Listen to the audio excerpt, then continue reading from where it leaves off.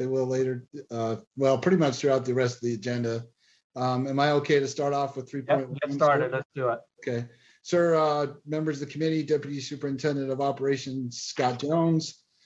For Finance Committee meeting, perpetual agenda item is item 3.1, where we each month recognize progress or achievements or improvements and all the good things we're doing on behalf of our educators and students across the state. Item 3.11 is a perpetual item in that we provide a PMR, or what's called a program monthly report, on the Utah Schools Information Management System, which is USIMS. Now, we do go in depth on the slides once a quarter. This was established by the previous chair on the Finance Committee, and all other months we just provide the slides for your review and then just open it up through the chair for any questions that you have on the PMR slides, like this month. So in May, we'll be going, we'll have Katrina Brinkley and Jared present and go into detail with the PMR presentation. So once a quarter.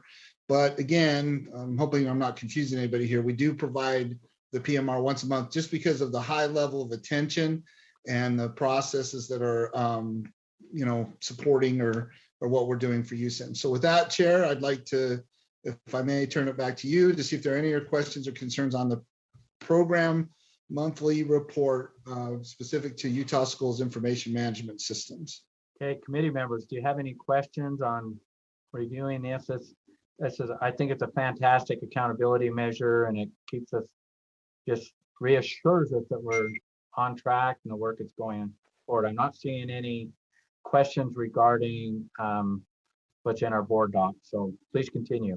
Okay, so for item 3.12, it's information on the policies and procedures consulting work that's being done jointly by us and our contracted firm, Moss Adams. So Cammie, will you please pull up if I may, Chair, I'd like to really actually pull up the backups to this one and just show the progress we've made. Yep. While she's pulling this up, I just want to reemphasize or reiterate that the decision was made recently for us to move all of the fiscal monitors in a centralized location within financial operations. And in doing so, we're taking an opportunity for that change, or as a part of that change, to ensure that we're getting policies and procedures in place so that we can train together with our LEAs and implement together, so that as we progress together with our subrecipient monitoring, that's specifically one of the items that she's going to pull up here, we can ensure that there shouldn't be any surprises, so to speak, right? So that when we go out, we've given adequate time and effort, if you will, or lead time, not only to our staff here, but also to the LEA staff, and ensuring of what standards they're going to be held to, and thereby these policies that we're developing. This isn't the only policy. I don't anticipate we'll be working together as we bring, the team together for fiscal monitoring. But Cammie, I'm not seeing I think I need to switch it over to share the entire screen. So this might mix up your computers a second. So I apologize. No problem. If you'll pull up the subrecipient monitoring policy. And is Haley Garcia with us? She's from Moss Adams. Haley, are you with us? Yes, I am. Hi, Scott. Hi, Haley. Chair Huntsman and members of the committee, this is Haley Garcia. She's she's with Moss Adams. She and I have worked together since the beginning of this process, and she's been just, her and her staff have been just awesome and crucial to the development of policies, not only in our financial operations realm, but as I'll get to here in a few minutes, within IT and HR and procurement as well. So Haley, thanks for joining us. And if Cammie can pull up the subrecipient monitoring policy, I just want to spend a little bit of time on that with the committee. That's okay, because I'm only seeing Haley, Cammie, which is just fine. That's not showing it either. I'm getting to see a lot of people. I'm seeing one Haley there, so it's quite a nice crew on a Friday afternoon. Well, she's bringing that up. I do see Ben Rasmussen there, but not live. But I owe him a big apology. So So I'm extending my apology for our board meeting last night. We didn't get his presentation that he worked hard on, and I was all excited, and I mean, I'm sure it was awesome. So now he's got time to make it stupendous. And I got to be done an hour early. No need for an apology, Chair. so I hope you'll accept it. Darn it, but thank you for being flexible. But while that's Emmy's bringing that up, I'm not sure what we can do to help her. Yeah. Jerry, can you help her? Or? Ben's going to see if he can pull it up. It's showing that it's sharing on my screen, but for some reason you can't see it. So Ben's going to try quick. Yeah, that was the problem I've had in the past too. It does show I'm sharing, but then it has something to do with Friday and 3 o'clock. Yeah. Okay, so Ben, it would be the item. It would be 2 items before that. Are you driving now, Ben? Yeah. What do you need? It's 3.12. I'm sorry. Yeah. No, I'm sorry. It's what agenda item are we on? 1.3. It's 1.1.2. Yeah, 1.12. Is this what you need? That's a yeah. So that is one of the policies that was also put together between our staff, that accounts payable and fixed assets. So it's not only the subrecipient monitoring, but these internal policies and procedures that Moss Adams and Deborah Jacobson and her staff worked on for financial operations. Chair and Finance Committee members, if you recall, there was an audit done, which, you know, on our internal controls, and this is part of the corrective actions, is ensuring that we have internal policies and procedures in place in order to ensure adequate or good internal controls along the lines of our accounts payable and our fixed assets. So following these developments, we implement and train our internal staff. And at this time, I'd just like to ask Chair, if I may, if Deborah, if she has anything to add on these 2 accounts payable or fixed assets. Yeah, go ahead. I don't have anything right now. Okay. Then Ben, there should be one on subrecipient monitoring. You can see that one. So on 1.2, there's only the 2. There's fixed assets and the account payable. That's the only ones I see. Okay, because there should have been the subrecipient monitoring also put in there as well. So I'm only seeing the 2. Are you? Okay. So what I'll do then is I will forward the subrecipient monitoring back up to the Finance Committee members so you can see where we're headed with our staff. And Haley, do you have any input on the subrecipient monitoring or any of these and the process that you took with our staff? Yeah. So on the finance side, Deborah and her team were great to work with. We went through a lot of versions, lots of discussions, lots of rounds of edits on all of the finance policies, and got to what I believe is a really great set of policies and procedures. On the subrecipient monitoring and grant management policy, the only thing, if those are sent out to the committee members, those are still in draft form.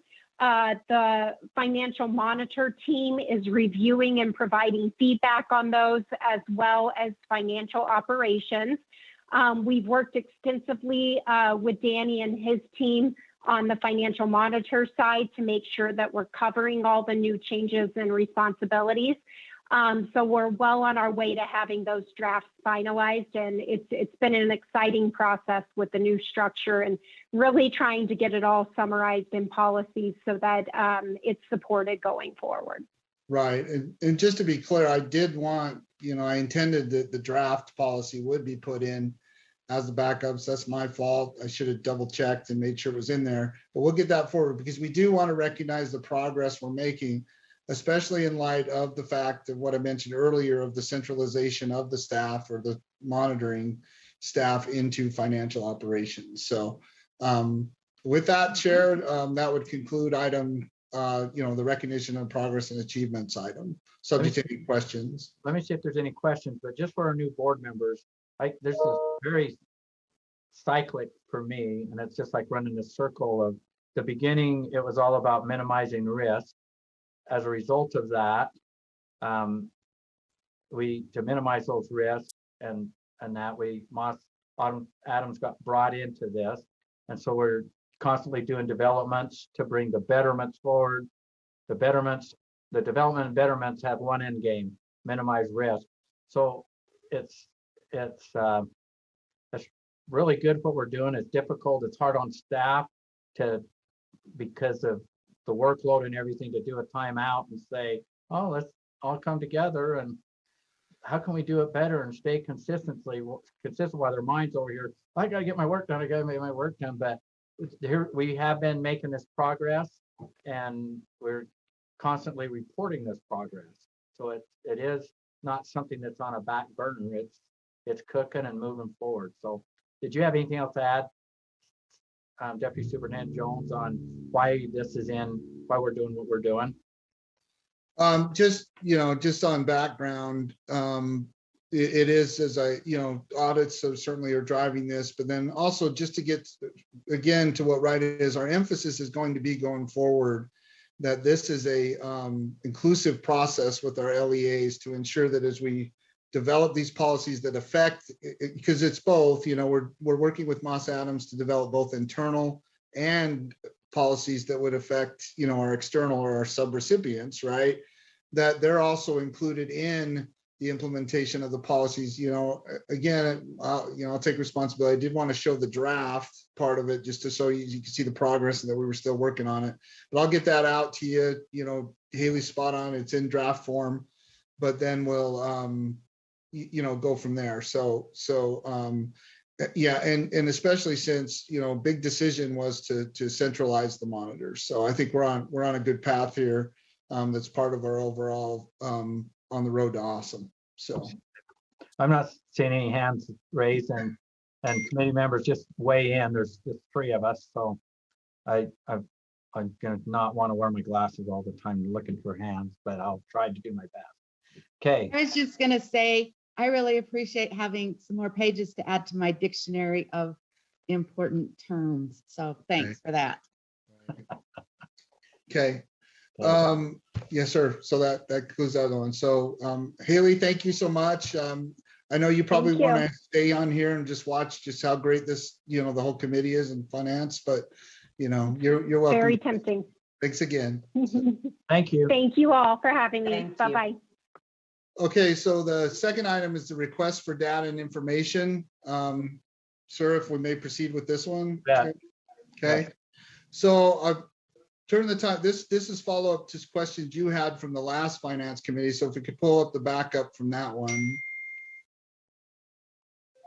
So you had asked about specific bills and impacts on this. So if we can recognize Director Felt, he can follow up with this particular item that you requested. So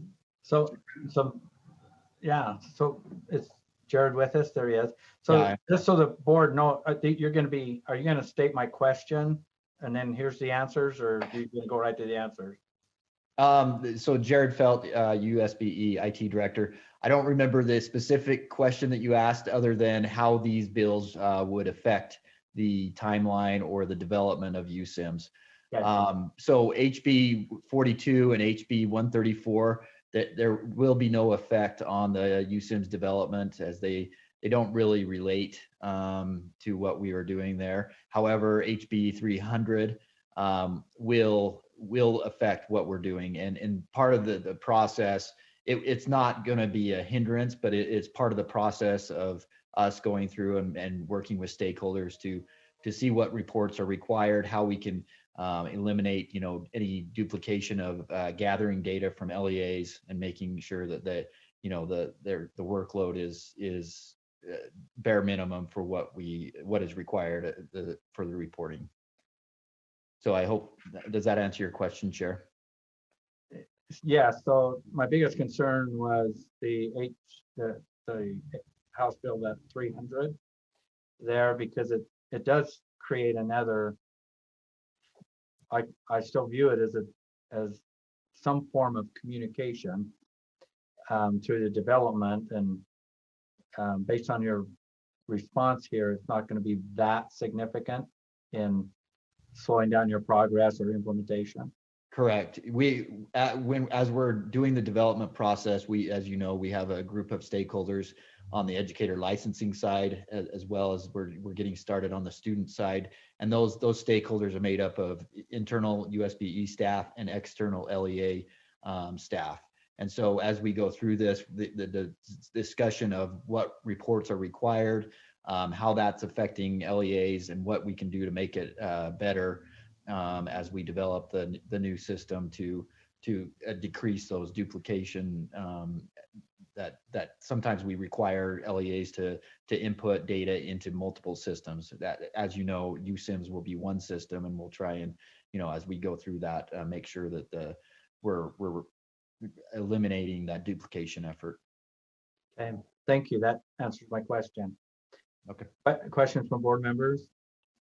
Well, now that we know we have 1,600, laws to comply with, I think we're going to need 1,600 fields in our USIMS. I know that's an over-exaggeration or an oversimplification, but I'm hoping that we actually can reduce that number and then therefore do what kind of HB's 42 did, which is reduce the scope.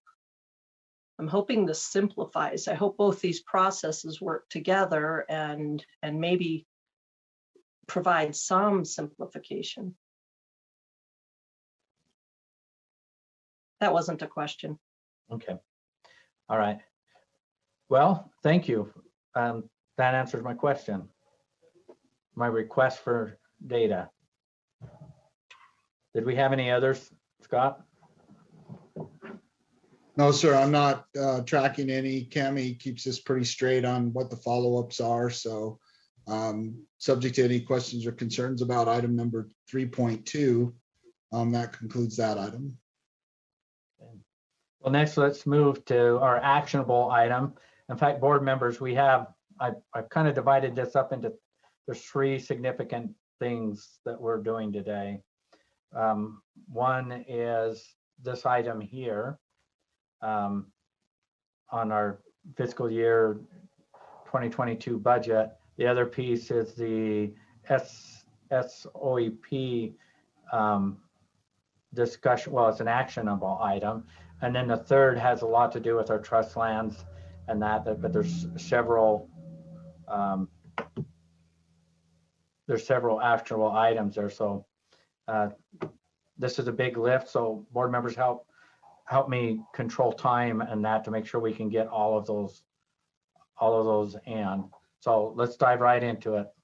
Deputy Superintendent Scott Jones, item 3. Is there any, I don't think those that signed up for public comment, I know we've got Superintendent Coleman, but I think his concerns were more on the trust. And so if I'm mistaken, Superintendent Coleman, let me know, but I'll recognize you. Isn't that what you? That's correct. We have a request with the trust lands, and so we'll wait till that time. Okay, thank you. All right. And so Deputy Scott Jones assured me that the other 2 items would only take about 4 minutes each. So that's fine with me. I've never seen that kind of assurance. I would like to get a whole bunch of that someplace and spread it around. All right. Deputy Superintendent Scott Jones, please continue. Yes, sir. Thank you, Chair. So as background, and I did put this into the background. So the Budgetary Procedures Act requires that we provide to state finance and the GOMB a budget for the next fiscal year by May 15th of every year. So our process has been to introduce or provide the Finance Committee members with the proposed budget, both internal and the flow-through dollars that we propose for the next fiscal year, so that by the May meeting, or if everything falls into place along the lines of the process, the board can approve their budget, or the public education budget, if you will, for the next state fiscal year in their May meeting, which typically does occur before May 15th. I think there was one year when the board had scheduled it after May 15th, and so we just, let everybody know that was the case. So, because we're all about compliance and making sure that we're following the processes of both the Budgetary Procedures Act and the Money Management Acts. So Deborah and her staff, combined with the program staff, take an iterative process, and it begins really right the minute after the legislative session ends. I mean, that's just how diligent they are on getting, to this point we're at right now. I mean, if you recall, this legislative session was a little bit different in that it started, I think, a week earlier and ended a week earlier than most typical. So that was good. That gave us a little bit more lead time to get ready for this particular meeting, get the budgets ready. But what you're seeing here is the culmination of all the efforts and everything that takes place following the legislative session to get to what right is as far as being in compliance with, again, the Budgetary and Money Management Acts, and ensuring that you as board members know what the public education budget is, and especially, how much money stays within our office and how much money goes out, with particular emphasis on all these attachments by section, because as you recall, in the monthly budget report I give, it's all broken down by section, so that month to month you're assured or receive, where exactly we're at as far as our budget goes and our financial stability as an organization and as the oversight for public education as a whole. Superintendent Coleman, since he's here, I just recognize him and Utah Schools for the Deaf and the Blind for the process that they take with you as well. Carl Empey provides a budget report for them. So you may ask, well, is that in here? No, that's done, you're the governing board for USDB. So this is strictly or specifically to your internal budget and flow through dollars. So with that, if we could pull up one of the proposed budgets, it can be the first one, Ben, assessment, or even CNP if you want, anything like that. Chair, if I'm going to pick on Deborah here if I can through you, and ask Deborah just to orient, since all the finance committee members are new except for yourself, sir, is to just take a little bit of additional time, since they are new, to orient them to the layout of each one of the section budgets that are reviewing, for later on in this agenda item, what were recommended become their recommendation to the full board to adopt the state fiscal year 22 budget. So Deborah, or Chair, if you'll recognize Finance Director Deborah Jacobson, so she can. Before we go to Director Jacobson, so just so these guys understand evolution and a few things where we're at on finance, there's been some evolution in how these forms are put together, how they look. Is this something, how you want to be able to see things? And when I first got on the board, you needed an interpreter and in order to go through all of the different budget and balance sheets and that. So this has been modified, simplified, not quite supersized, but if you as members of the finance committee, today isn't going to be the time to change it, but if there's something here that's confusing you, or you would like something that might appear to be simpler, let's have a discussion, because this is where betterments come from, especially when it comes to presenting data.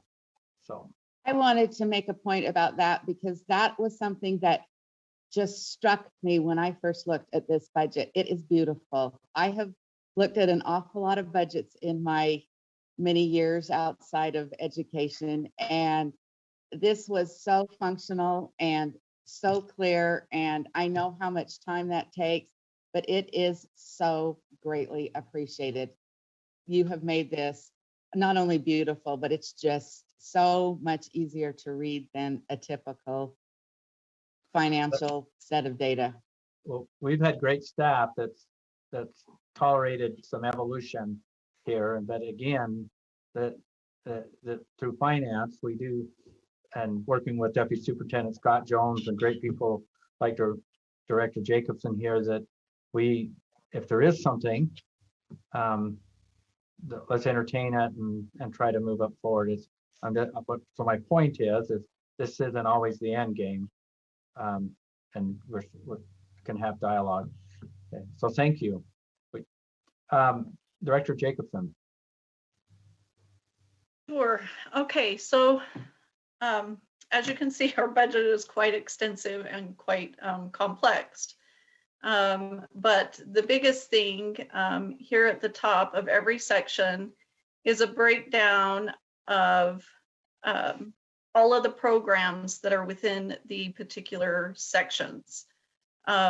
I want to just make note of the area where it says Appropriation Unit on the top, because we have up there in the program information, sorry, I'm pointing at it like you can see me pointing at it. This demonstrates all funding is appropriated by specific line item and by specific appropriation unit. So this here demonstrates that we are doing program accounting and we are keeping all funding separated based on the law. Then you'll also see we've broken it out by different categories. The personnel, you've got travel, current expense, any data processing, and the pass-through to LEAs with the total budget by program. We do leave we identify all of the personnel for sure. These are funds or expenses that we break out for the sections to make sure their personnel is covered. And any unknown contracts. The remainder of the money is put into current expense, where the program directors have the ability to budget where they need to appropriately, because us as the finance staff do not know what it takes to run their programs.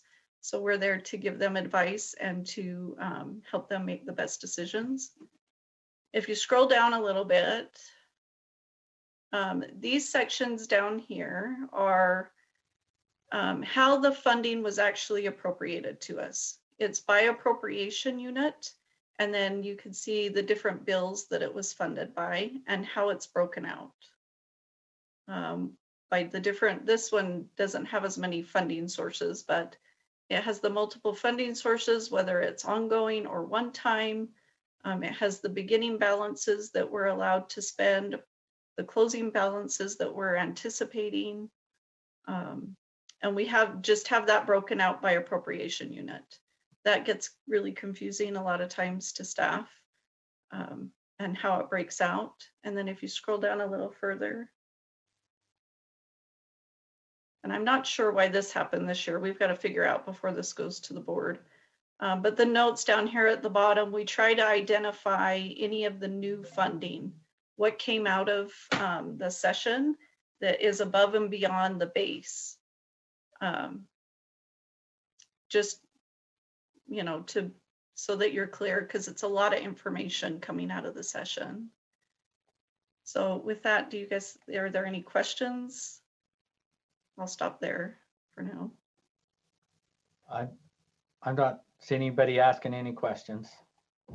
So, sir, what we typically do then is we ask if there's any particular sections that any of the yourself or any of the finance committee members would like to review during this time. Other than that, if there isn't anything, then we respectfully request the motion. So, okay. I wonder, it usually pops up every year, and that is our budget, which you have number 14 there, state board, state fiscal year 2022 budget. And I understand it, but I just want to make sure our finance committee understands its layout. Give me just 30 seconds to look at it. yeah. I'll answer that. And then when we get into board meetings, that's usually when it pops up. And then I had one question while she's looking at this. This is on the charter school budget. There's an acronym PGA, Charter School Board. What's the PGA? I am going blank, and I don't have a nice cheat sheet here on acronyms, but isn't that Professional Golf Association or something? Right. Yeah, in another world, sir, or chair, that is a Professional Golf Association, but here it's just the identifier. So And it's just an identifier, nothing. yeah, it doesn't. Yeah. All right. I mean, I think Deborah taught me once that the P is designed for public education. Isn't that right, Deborah? Didn't they kind of? Yeah. Yes. And then within that, right? So you could, all these codes that start with P are tied into public education. So, but other than that, the G and the A don't stand for golf or association or, get accounting or anything like that. So, Okay, thank you. Yeah, no, it's great. Yeah, this is what this is for, is, we want to make sure that we, orient you all to it, that you feel confident in moving it forward. So we devote quite a bit of time to this particular item because it's so important. So another question where board members or committee members have had questions on is on, I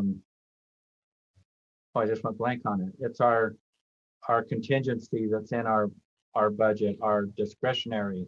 Yeah. How will it be affected with this? So Deborah, do you want to talk to them about how we create their discretionary funds? It has more to do with year-end close. So go ahead. Sure. So after we close out the year, we identify any carry forward balances at that time. There's a period of time where we come to the board with all carry forward, and each section comes up with a spend plan, and the finance committee also has the opportunity, or the board as a whole really has the opportunity to also come up with their own spend plan, take staff's recommendations on how to spend that. And that's really how it becomes, all the board's carry forward becomes your discretionary every year. Okay. Can you speak to how it relates to this budget at all? This is actually only FY22 new funding. The discretionary funds do not come until after we close out the current year, 2021. Will it show up at what months? Because this is where our board, our finance committee will start getting engaged when. Sure. So it obviously happens after we close, depending on when that is. But the ultimate goal is to have it before the finance committee in September, so that spend plans can be approved by October, giving the staff as much time as possible to execute those plans before the end of the next year. All right, thank you. On that, on the same state board, I'm just looking up at the top in the program names, and we've got some new accounts that are actually designated new. But are there any other new appropriation units or programs that have been added this year? And will you scroll down? Oh, sorry, Deborah. No, you're fine. Yeah. Are you referring to the budget as a whole, or just specifically No. Your just budget? On this state board budget, where So down there, like on 9 and 10, where there's the eans and the gears. So for the FY22 year, the only two new appropriations were for the EANS and the Gear 2. Okay. Those are new programs that were added. I saw they were designated that way. I just wondered if there's anything else. Yeah, no. Okay. Chair, are there any other section budgets that or any other areas of the budget that you or the finance committee members would like to drill down on, so to speak, a little bit further? I didn't have any questions, board members. I think board member Norton raised her hand. I'm not sure. This is just a question. On throughout the budget, can you give me a little more explanation on carries with the appropriation unit? Oh, I'm sorry. So the carries are very specific bills. Like Senate Bill 178, and if there was any funding involved. So I tried to, I put a comment in there on what bill, because they all kind of come together in the crosswalk as carries. So that's any other funding bill outside of the comp bill, the adjustment bill, the base bill, and the ISF bill, and the bill of bills. So any other funding bill comes under carries. And we've tried to label all of those. Okay. And one more question with that, and it kind of maybe ties then to carries. It seems like those are, I guess I would say they're tied to vendors, or there are specific vendors inside the budget. How often are those renegotiated? Is that just every contract is different, or? And I realize that's kind of outside of your parameters here. Yeah, typically we try to run 5-year contracts. They all go out for RFP. And so we do go through that process. And then we do have a few contracts that go out for 10 years. So they just get reviewed when they're coming due, like always. And I think Zach's on if he has more to add to that. Director Christensen. Director Christensen, do you have a response to that? Yes, thank you. We look at each request and make sure that we are contracting, for an appropriate time. If there's just a 1-year project, then we would just make that contract for 1 year. But Deborah is absolutely correct. We try to do 5-year contracts whenever plausible. That is what's in the procurement code, as well as kind of the standard contract time for public contracts. So. Thank you. Okay. Any other questions? If not, I'd be seeking a motion. There is a recommended action that's got a crafted motion if you want to use that. I'll make that. Go ahead, Chris. Go ahead, Chris. Okay. That the committee recommends that in accordance with the Budget Procedures Act, the board approves the state fiscal year 2022 public education budget presented by the Utah State Board of Education Finance Director. Okay, we have a motion. Is there any discussion? Seeing none, the motion before the committee is that the committee recommends that in accordance with the Budgetary Procedures Act, the board approves the state fiscal year 2022 public education budget presented by the Utah State Board of Education Finance Director. Board committee members, all in favor, say aye. Aye. Aye. Those opposed? The motion passes unanimously. Thank you. Our next item is under number 4, it's actionable. This is a board policy 5009 statewide online education program advisory group. Just some background on this. We've had several meetings discussing several options, opportunities. There's four different drafts of this policy that we've discussed. All of them are a little bit different. It was sometimes when there's drafts, they evolve into a betterment to a betterment, and they're just kind of moving forward. None of that happened. These are kind of 4 different areas. That the draft 1 was a online education advisory group. Draft 2 was SOEP, advisory group. I believe draft 3 was SOAP stakeholder group. And draft 4, I added because of the broad conversation that we had of just having a broad stakeholder group. So we do need to get this out of committee, and we can start with one of you saying I prefer this, or you can start with a motion, and we can work on that draft and do a motion at the end. So Well, Go ahead. I'll jump in, Chair, All right. if I may. I personally, I've spent a lot of time thinking about this and trying to sort it out. I guess for me, it boils down to this kind of came up as a result of a hearing that while I paid, I logged on and listened to, I wasn't on the board at the time. And all of the information seemed, the hearing was about the SEOP or SOEP, I'm sorry.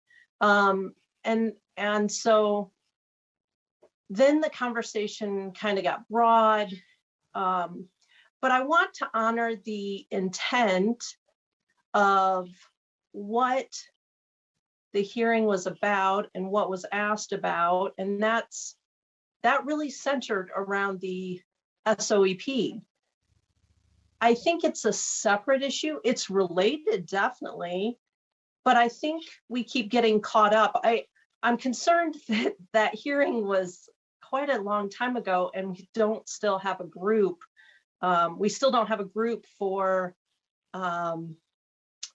the individuals that asked for the group. So I really like version 3, and I'm wondering if we could start there. I guess a better question, though, is I'm looking for something that gets in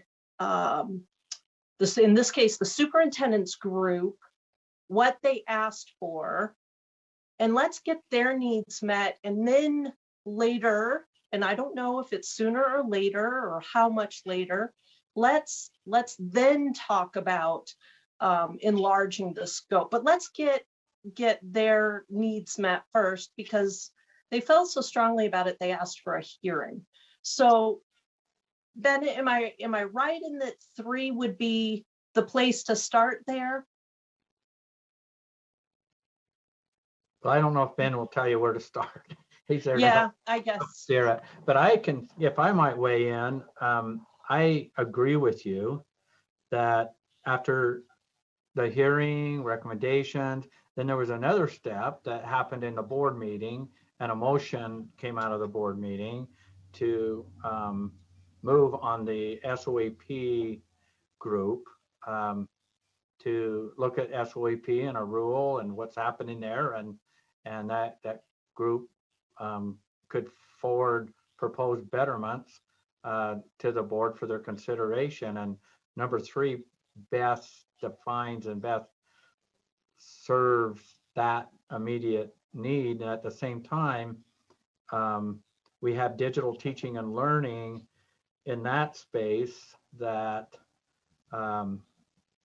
is in, by staying on number 3, we're not overlapping into digital teaching and learning, and we need to, let's just get started and make this happen. So I can't agree more with you, with the exception of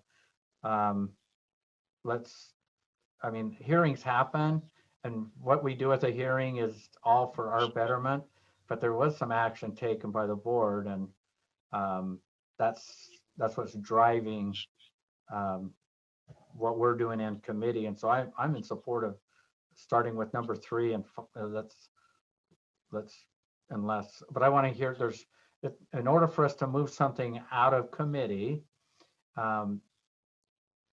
it will take a unanimous decision because there's only 3 of us. But if it doesn't move out of committee because it's actionable, and as we're reporting this, it's still subject to the board to act on in our next meeting, but I'd like us to do our best work and forward it to the board. Board member Norton, do you have have you given this thought, and you've been a part of a couple meetings? I've given it a lot of thought, and my thought centered on, if I was someone, be it at an LEA level or at the state level, and I had questions about online education, what kind of a group makeup? And I'm really still back on the group makeups problem, but who's going to be able to give me that information? And the group makeup is so important. And so as I went through and kind of looked at these drafts and thought, okay, I've got an online education question, concern, need some advice, some direction, whatever. And I looked at this makeup and I broke it down. And from what I can see, 9 out of the 14 people on the makeup of the board, or 64%, are administrators. And 3 out of the 14 are directly tied to online education. One person, the digital teaching learning, I considered them, kind of dual. They go both ways, and that was 7%. And then there was another person, and that was another 7%. And as I thought about this, I thought, okay, does that mean that, basically 3 times the number of questions are going to be related to administration? Because I think if these questions are coming up at the LEAs, their own administrators can answer them. But if it's, if these are about online education, I think it needs to have more online education people on that board. So board member Norton, that is how we can clean up number 3 if we choose. I think, and we don't have a motion, this is all discussion, but we're just trying to get consensus, then we'll fine tune this. The one thing about number 3 is it starts off as SOEP stakeholder group. So within that and the rest of this scope, there's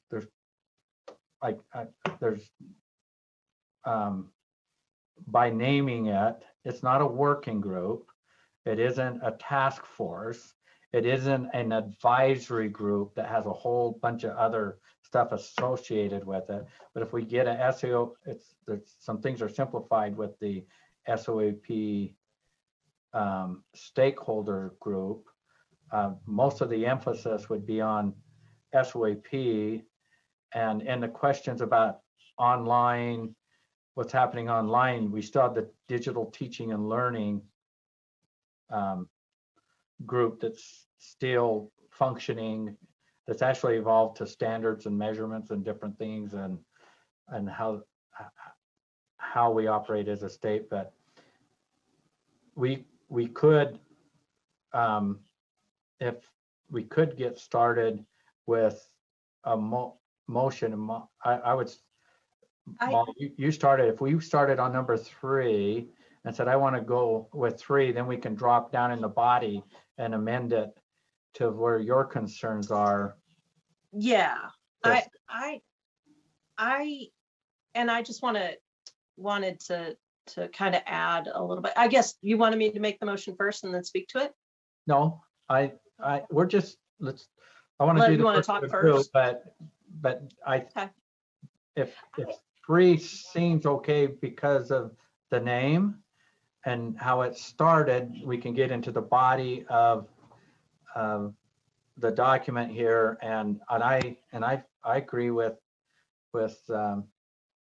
Kristen also on the makeup that we need of the committee, that we need to have some discussion. Yeah, it concerns me that they asked the superintendent's group asked a question, and they're asking about a rule. They're asking about specifically the statewide online education program. They didn't ask about online learning and they weren't in that space. In addition, we've put on our agenda that this is centered around SOEP. I don't know that we've done the proper amount of due diligence to create a large, broad advisory group. I think we need to stick with the intention. And if they're asking about a specific rule around SOEP, then I think we need to make sure that the audiences want, or the group is a working group. You know, one of my concerns and one of the thoughts I had is I'm not even sure that we really, at the end of the day or at the beginning of the day, if we even would need to have a rule. Those types of groups, those types of problem-solving groups can pop up anywhere. I think I've been part of groups. I don't think all of those are in board policy, but because the superintendent's group asked us for this, we certainly can. But I think we really need to honor what they were asking about in the first place, which was clarification, ideas, how to make the rule SOEP work in their unique situations or boots on the ground type situation.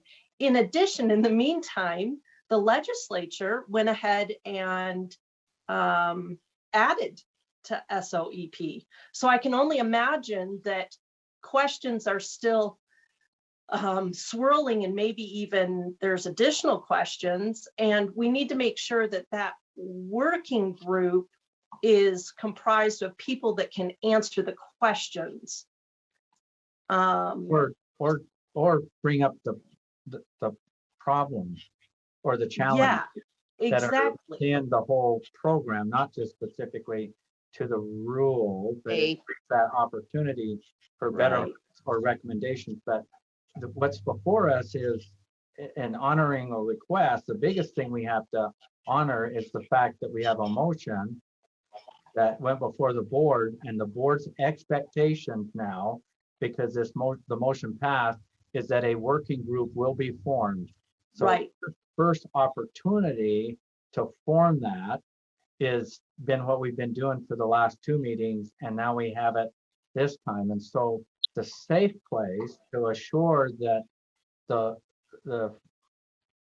folks that asked in the public hearing for a working group somehow are on this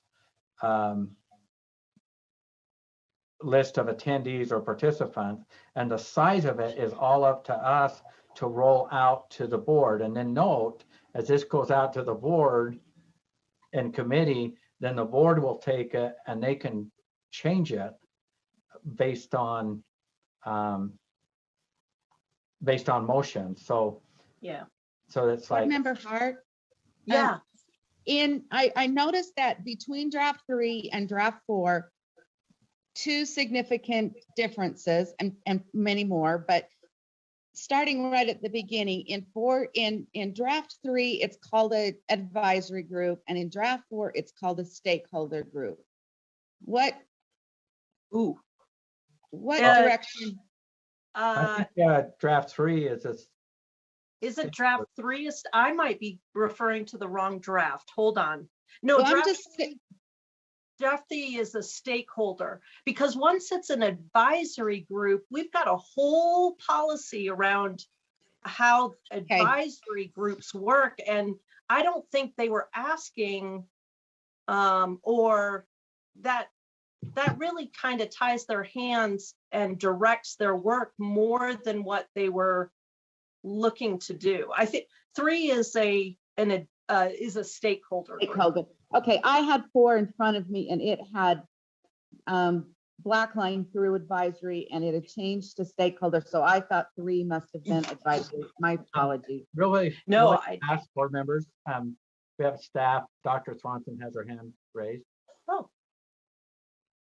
I Sorry. can just interject a couple of comments. I think this is a robust discussion, and there's parts that, as a function of the staff, we run working groups, stakeholder groups for almost every area that we have. So whether they're required by code or rule, or just because we want to know what the stakeholders need. So we have advisory groups or stakeholder groups, whatever you want to call them, that aren't formalized, that aren't in policy, that we run for the purposes of, hey, how's the program working? How can we improve? What are the barriers? What are the obstacles you're facing? And that helps us to reflect and refine our practice. This has been a program that's been around for a decade, and we haven't had that process in place. And part of that's in teaching and learning. Our practice is stakeholder engagement. When SOAP was in finance, that might not have been their typical practices. Stakeholder engagement might look different. I think they're very engaged in stakeholder engagement in a lot of places of finance, but SOAP didn't have that same relationship. So as we've talked with Dr. Cunningham, we are happy to run this group, whether there's a policy for it or just to run the group, because we see the need of having a stakeholder loop to give us feedback on the program. And to weigh in on Board Member Norton's thoughts around the administration heaviness, there's a reason for that at this time. Currently, a lot of the questions relate to the administration of the program. I had a superintendent call and speak to us about, where does the money come? I see where it goes out, but I don't see the money coming into my district. Those are the types of questions that they are looking to understand and seek. And that is an administrative level type of question. A lot of the initial work in this group is really clarifying, how does the program work? How does it function? Where's my flexibility? And that is really an administrator-rich conversation. As the conversations evolve, different stakeholders, and that's what leaves us with the other category, allows us to bring in additional people for input and feedback as the questions and topics get more broad. They might start going into student learning. What are the aspects? How do we know the kids, which student populations are performing well in this setting? Which ones aren't? How do we address their needs? As the conversation evolves, the group will also need to evolve. And so you can have the core group that's in there or not, but ultimately it's going to be kind of ebbing and flowing as the conversation changes and evolves. The difference with a stakeholder group is that this is not a group that will send you recommendations. They'll work with staff. Staff may come to you eventually and say, we've been working with this stakeholder group. They have a great idea. We would like to propose this board rule amendment or this policy change. Would you be supportive of that? But they don't have the same authority that groups like Access has in terms of recommendations. So that's one of the variations of stakeholder, besides Board Member Hart's comment around, like, there's a policy that dictates how advisory groups run, or a stakeholder group is more kind of, I don't want to say authentic, they're both authentic, but a little more organic. And if we, and help me if I'm wrong here, but I don't believe, I mean, if our finance committee came to the conclusion that it was best served the State Board of Education to make a recommendation or forward a motion to the board to have USBE form a SOEP stakeholder working group, then we don't have to go through all of this. Correct. And that's what I'm just trying to encourage. And I don't have to, usually the chair ends up approving the different players in it. Yes. So it depends on how much authority you want on the team. We have this for early college. We have it for DTL. We have it for secondary math. We have it for elementary math. We have gifted and talented. We have all kinds of these types of groups that advise staff to make sure that we're meeting their needs. And this would just be adding another one of those groups. So it just depends on how much authority the board wants to have for this particular working group, or the motion. There'd still be a motion in saying, assigning staff to organize this group and orchestrate it. That's still a motion, but it doesn't require this policy. So I would 100% agree. Board Chair Hudson. So fellow board members that were advocating post in respect to them and their efforts after the hearing that were behind the motion, made a motion second and moved forward, the reason and purpose and the discussion behind that was to make sure that the advocates that spoke at the hearing had a place for a working group. And I believe that, I mean, that's why the motion was made. So if our group move forward with a motion to direct staff to form a SOEP working group, the question for the other board members would that appease, well, Lexi, you're with us. So would that meet the intent that on the USBA side had, that they wanted to participate in a working group? Chair Huntsman and members of the committee, thank you for allowing me to attend your meeting. I think that as long as we know that all of the things that are written here, that they would be followed through by USBE, I think that we could make that happen, but we do have expectations that these are the main players and these are the things that are going to happen. And like I've shared with you, this is our first step. We do have questions and concerns about SOEP. We want those questions answered and we need to address our concerns. But then our next ask is going to be look at overall online instruction. And so the one thing, the ask, let me just follow up really fast here. The ask that they have, and that if they want proposed betterments or anything like that or changes, that means we bring the rule back, and then we have our normal rule process for people weigh in also on that. So it's how do we create an opportunity for betterments to surface for the board's consideration while they're making a rule or making a rule change. Jennifer, your hands, or Dr. Thronson, your hand's still raised, but then I'll go right to you, Molly. Skip me. It was just my lack of putting my hand down. Oh, okay. Sorry about that. Board Member Hart.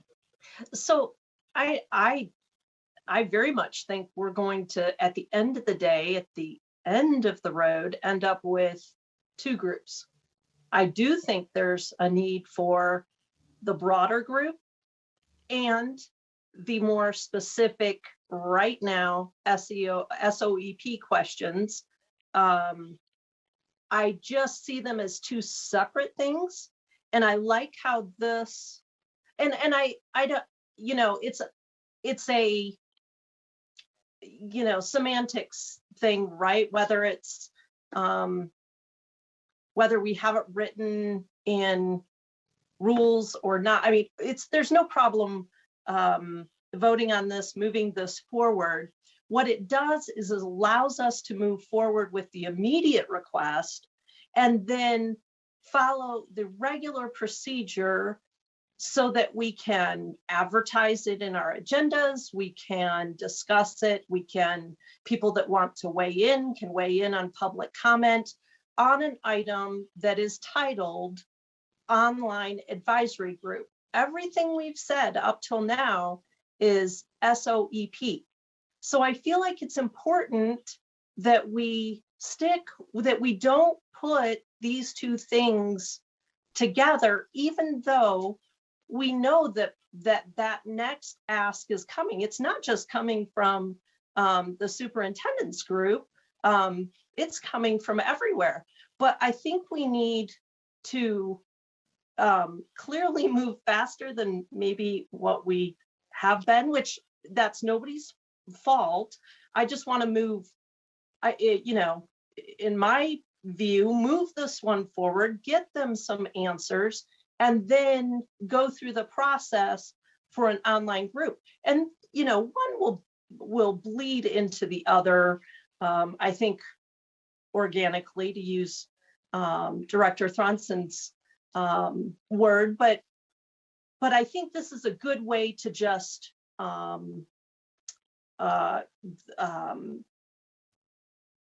to move forward with the SOEP concerns. Because the policy, is the SOEP stakeholder group. Well, I don't think we're going to fix everything with one motion, and I agree with that, because there's some evolution that will. Digital teaching and learning's had this really great space and great service, and then all of a sudden we have another entity outside of the SOEP discussion that they're going to be overlapping. I believe they will, and they're not going to be talking to each other. But I think that proposed betterment in a group, which I think should be a separate conversation, because it's not clearly defined, and it doesn't speak to the evolution of or what will be happening to digital teaching and learning at this. Should we make a motion and then talk about the makeup of the group, or should we? Well, because I think is the only hesitation the makeup of the group. Let's go to draft 3, makeup of the group, and let's talk through that. That was Board Member Norton's concern, and let's maybe wordsmith that. That might help this group be prepared to act on draft 3. So Ben, are you driving? Who's driving? That's you? Yep. Okay. So if we went to the makeup of this, and it doesn't have to be 9 people. We can say 5, or we can say whatever we want as we forward it to the board. But we're not going to get what we want, because maybe the board's going to change it. But how do we propose to move something fair and reasonable and meet our expectations of a finance committee? May I point one thing out, Chair? I don't know if this will satisfy the concerns, but I think we tried to address this to some extent in the subparagraph D that I've got on the screen, that we're specifically directing the stakeholder group to collaborate with some of these other groups, just because of the concern being that if you have too many different people on the group, it gets unworkable. So we have a specific provision that they can collaborate with the Digital Teaching and Learning Advisory Committee, the Student Advisory Committee, any other groups that they think would provide feedback that would be helpful and could expand the knowledge base or the perspective base of the group. So I just wanted to point that out to the members of the committee.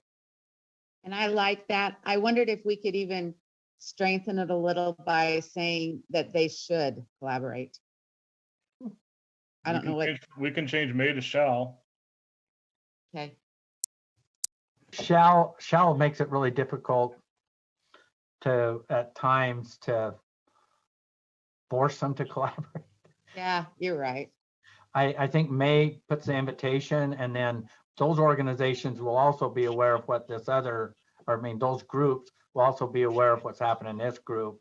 And I'm more than sure the collaboration will happen, but the shall all of a sudden puts digital teaching and learning or the student advisory committee really embedded into this proposed group.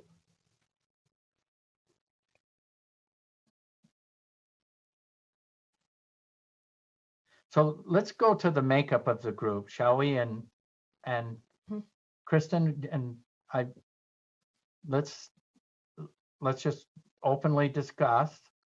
We have to follow Robert's rules here. What you would like that, or what do you think is a good fair balance here?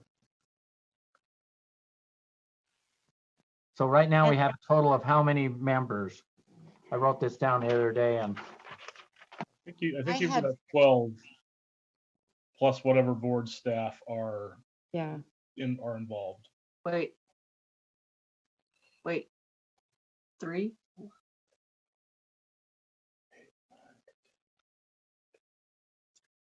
Ooh, 13? Up to 13. You're right, 13. And this is where I'm limited. I have limited experience with people that work with SOEP. I don't know honestly who to suggest. Kristen, I might defer to you on this one. What, who would be answering very, this works for us. For instance, I look at A and B and I just wonder, could we take either two superintendents and nobody from Utah School Board, or one from each? That's kind of in that area. How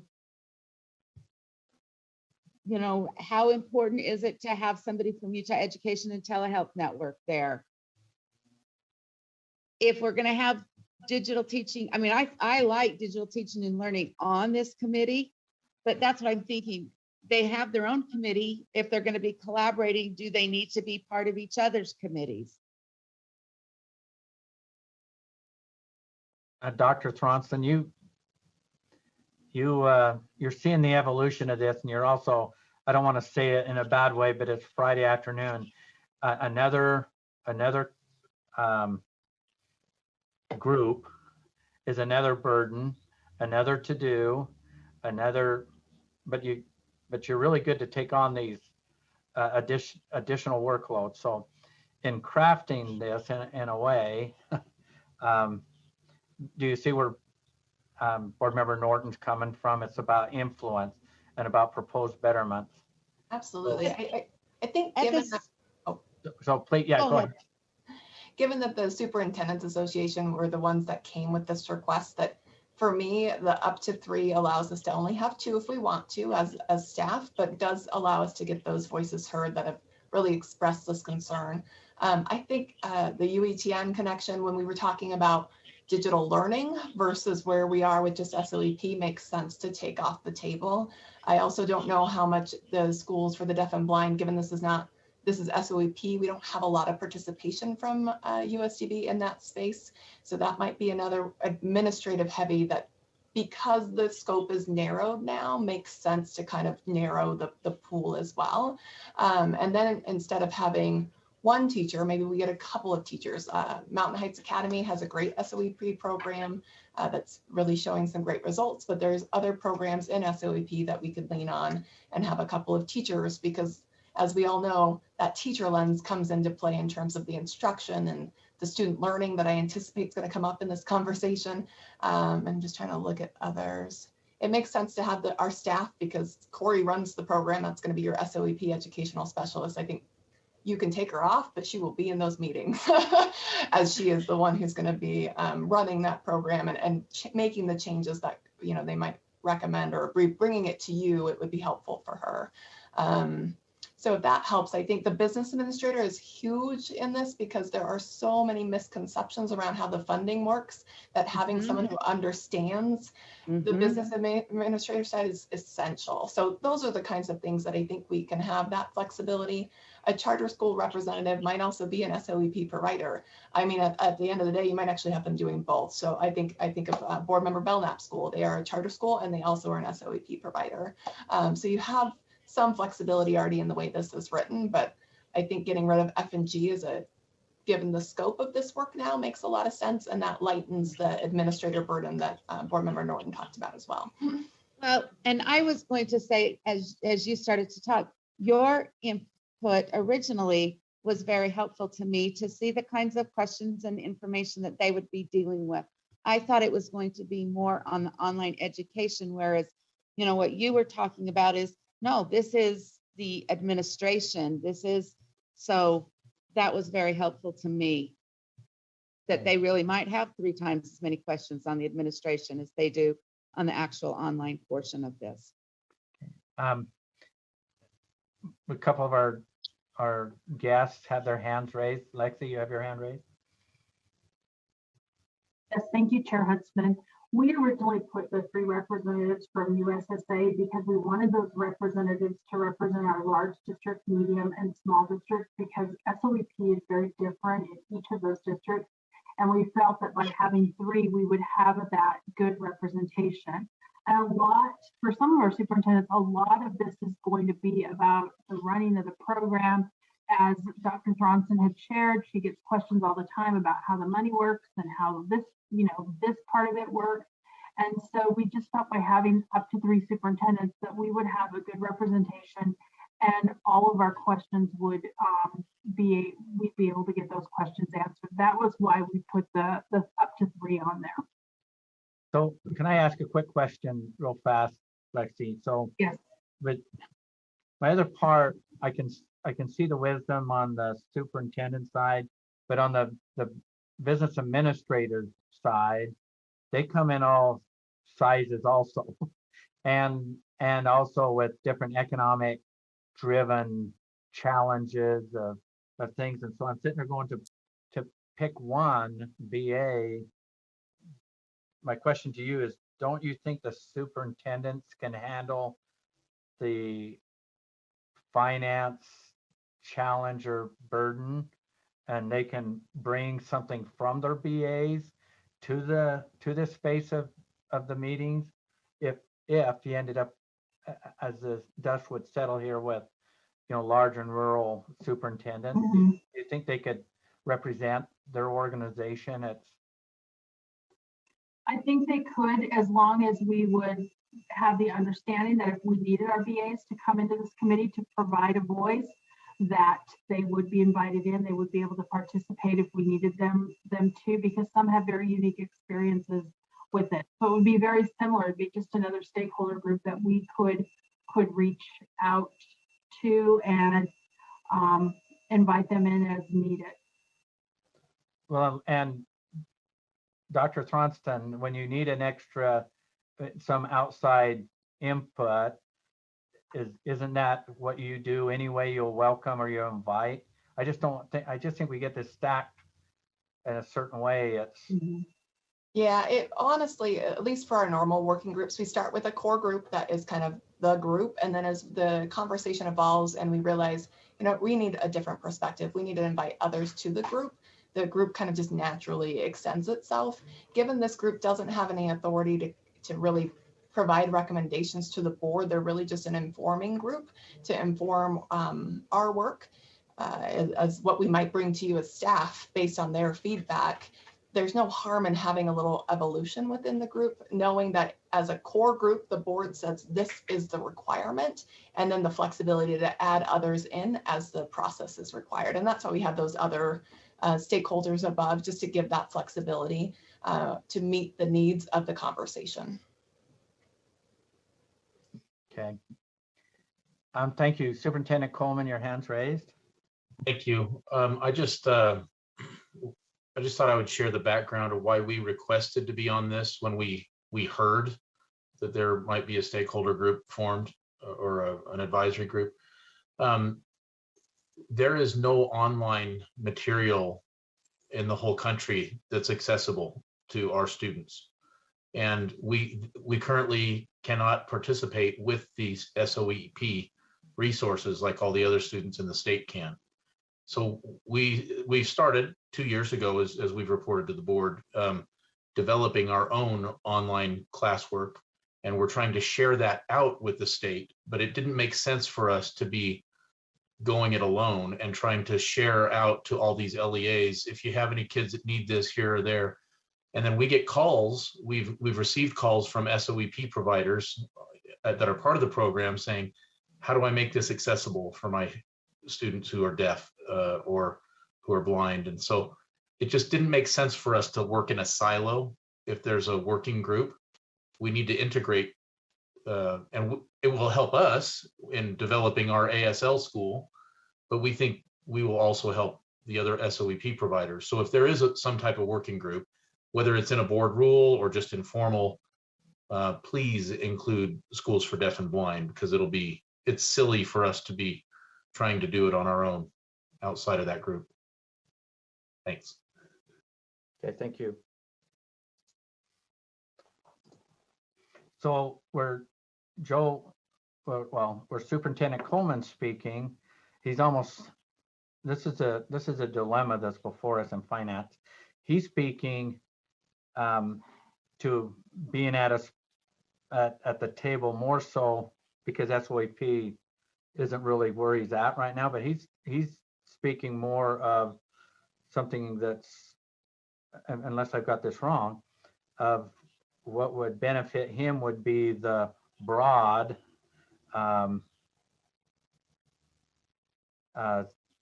stakeholder group, because SOEP isn't in his. Chair Huntsman, Go ahead. is it possible that we, well, it wasn't on the agenda. Can it be part of the motion that we forward this to the board as well as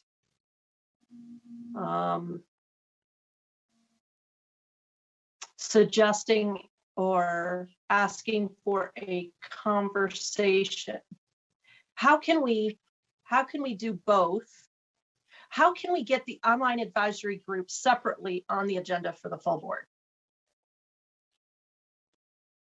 Oh, if we circled back.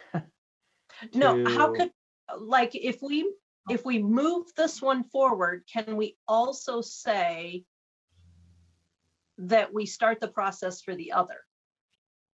You can, we can start that process in finance on another, but yet we got to, I think to circle back, this is what's critical, and this is a difficulty that is before us, is the motion that board member Cannon stated. My understanding, and staff correct me if I'm wrong, that motion said to form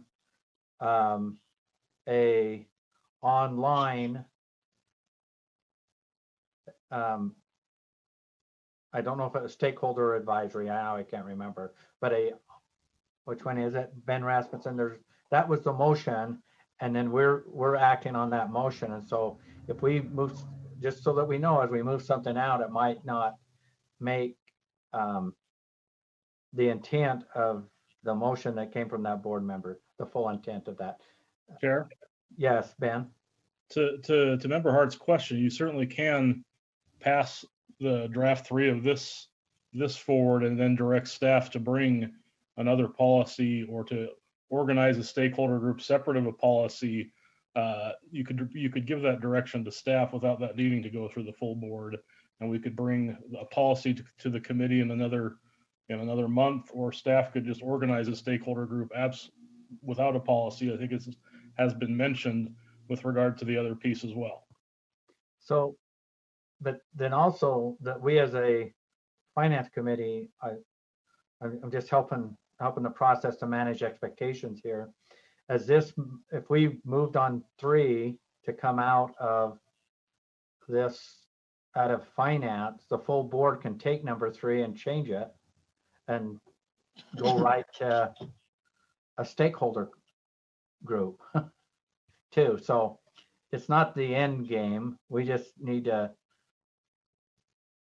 Well, we need to move something out. So we can either bag it and let staff and direct staff to do this as a staff, and then the board doesn't weigh in on it and we can move. I think what I see the problem as now is that the hearing was about a rule that has to do with SOEP. The motion has to do with an online broader group.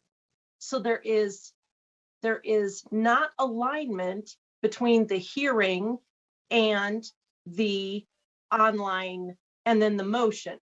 So I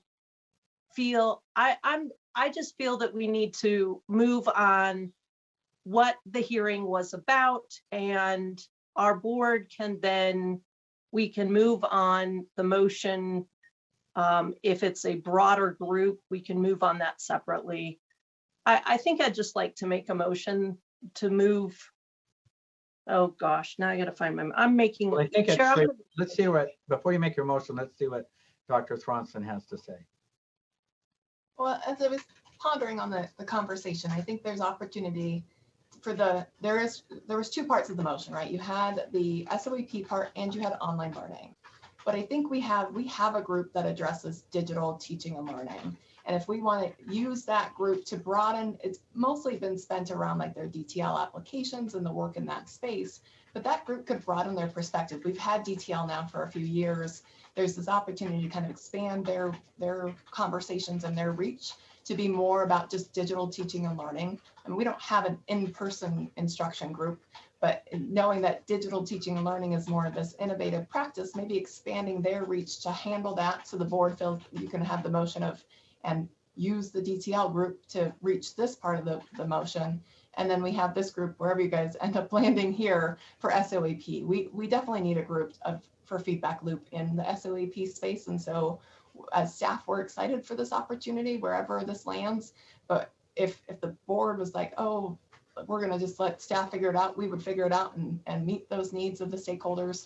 But if we want to have the policy, we're respectful to that. But I think for the online part, if you want to kind of assign that to our digital teaching and learning team, it makes a lot of sense that digital teaching and learning person will be on the SOEP and can bring more broad issues from that group into DTL.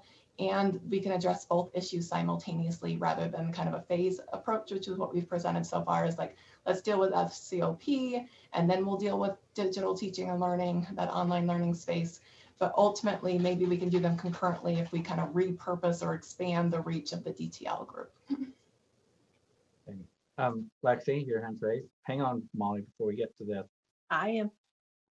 Thank you. I mean, there's a lot of really great ideas, and I'm not opposed to utilizing digital teaching and learning, but we would request that we review the makeup of that committee so that we get superintendent representation on that committee, so that we can get our questions and our concerns answered about SOEP.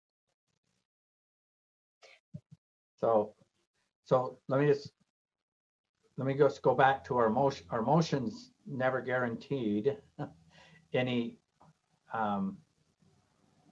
number of anybody to be on any committee, but the purpose and the intent was still that some people had a voice. And I just want to jump back to SAOP. Would this meet, if there was a motion that went to the board to direct staff to form a SEOP working group, including a balance of superintendents or something built into that motion, would that meet the intent of our motion, of the direction that on the motion that passed 3 months ago? I guess I'm asking Ben. Chair, may I? Yeah. I don't think the committee is bound to do exactly what the board referred it to committee so the committee could decide what the makeup and what the scope of it should look like. So I think it's within the committee's discretion to determine what that should look like. And when it gets to the full board, if the full board doesn't like how the committee has shaped it, they can always amend the motion in board meeting. But I think the committee has the discretion to interpret what the makeup of the stakeholder group, advisory group should be, and that however the committee does that fulfills their responsibility because the board has given them that discretion by referring it to committee. So I'm just still circling back into the opportunities that are before us. Go ahead. I think we should move on draft 3 and put it back, put draft 3 in the hands of the board so that they have something. And then at the same time, direct staff to start the process to look at an online advisory group. Now, whether that's a completely new makeup, it's co-opting the digital teaching and learning, that is a separate conversation. We have to get some answers in the SOEP space and whatever the fastest way to do that. Now, I do recognize that the fastest way is to probably bag this and just direct staff to do it on their own. However, that doesn't have as many guardrails as just forwarding version 3. And